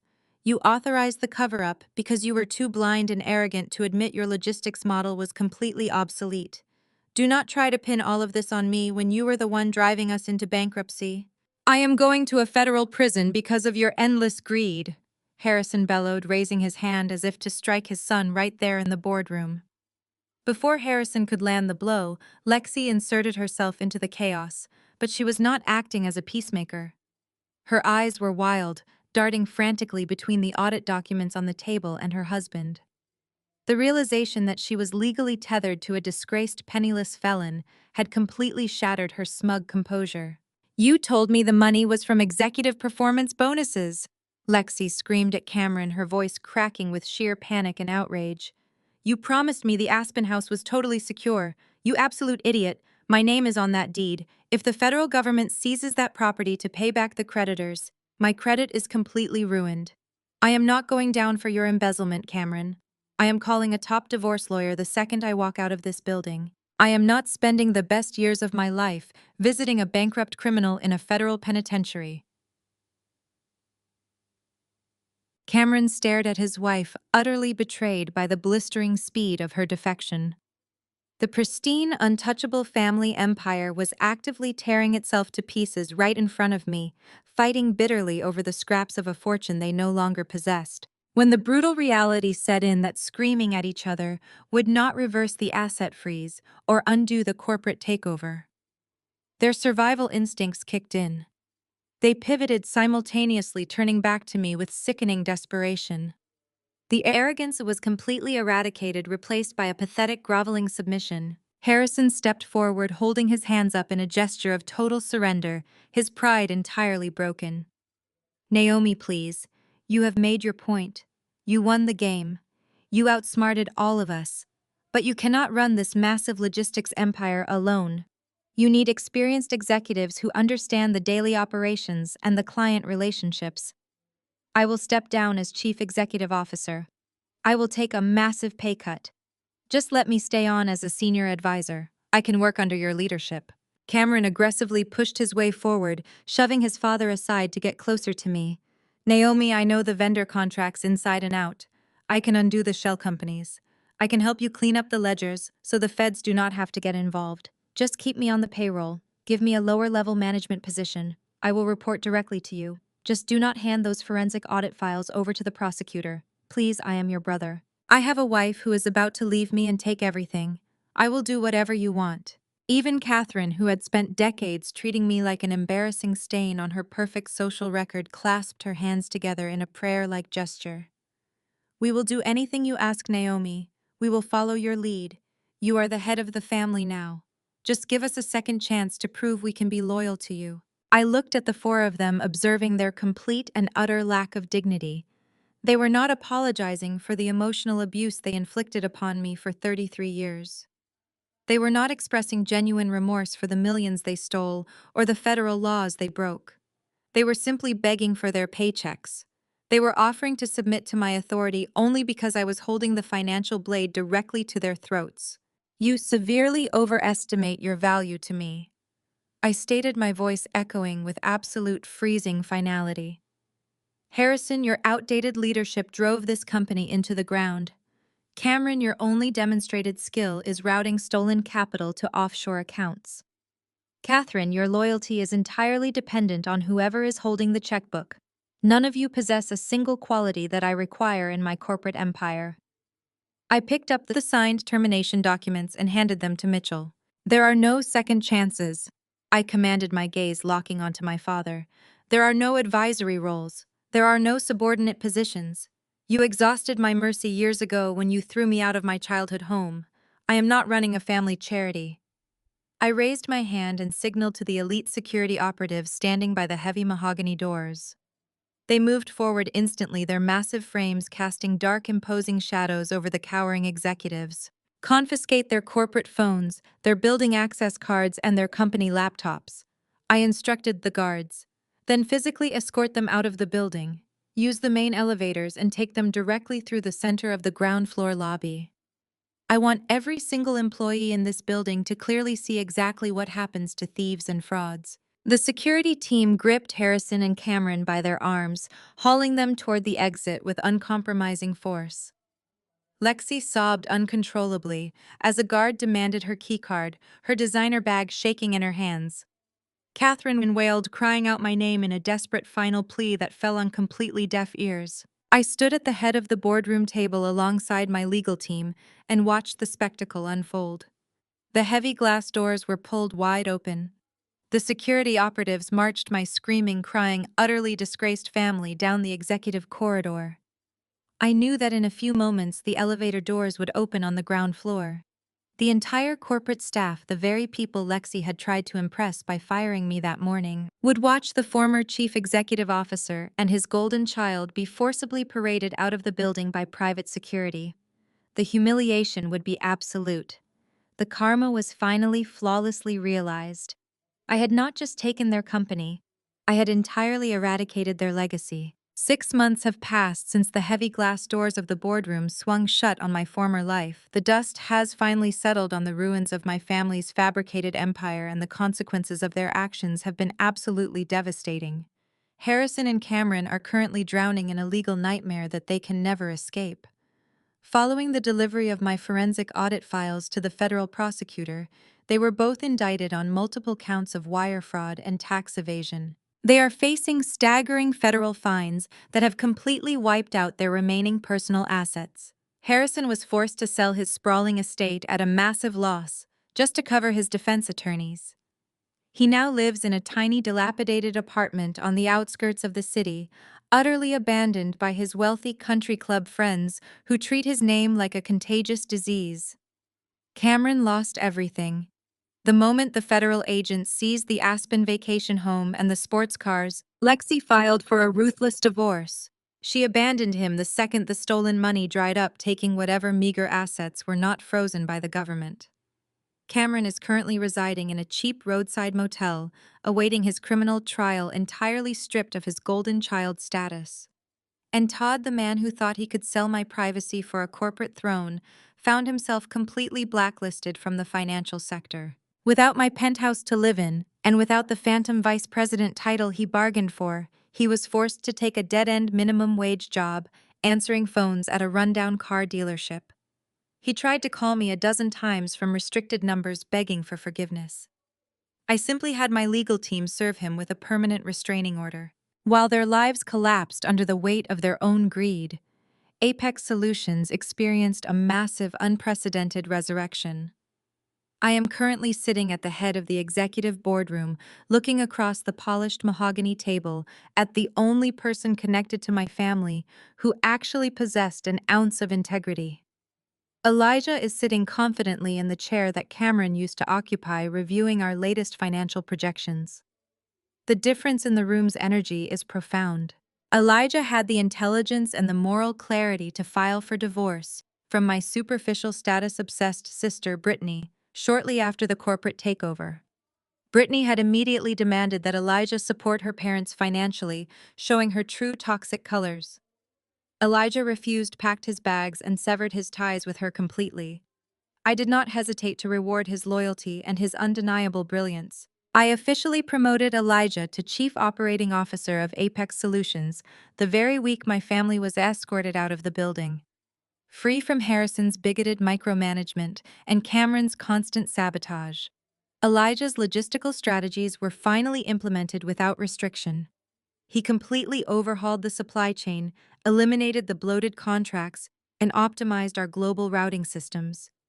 He slides the new quarterly report across the table toward me, a proud, genuine smile breaking across his face. We just closed the third quarter with a 40% increase in net operating profit, Elijah announces, tapping the crisp financial summary. The restructured debt has been entirely cleared from the balance sheet, and our new shipping contracts are yielding margins that Harrison never even dreamed of. Apex is officially the most profitable firm in the sector. I look at the flawless numbers and then look up at my brilliant brother-in-law. You earned every bit of this success, Elijah, I tell him, closing the folder with a satisfying snap. You were always the smartest man in the room. They were just too arrogant and prejudiced to see it. Now you are running the show, and I could not ask for a better partner at the helm. He nods, a look of profound mutual respect passing between us.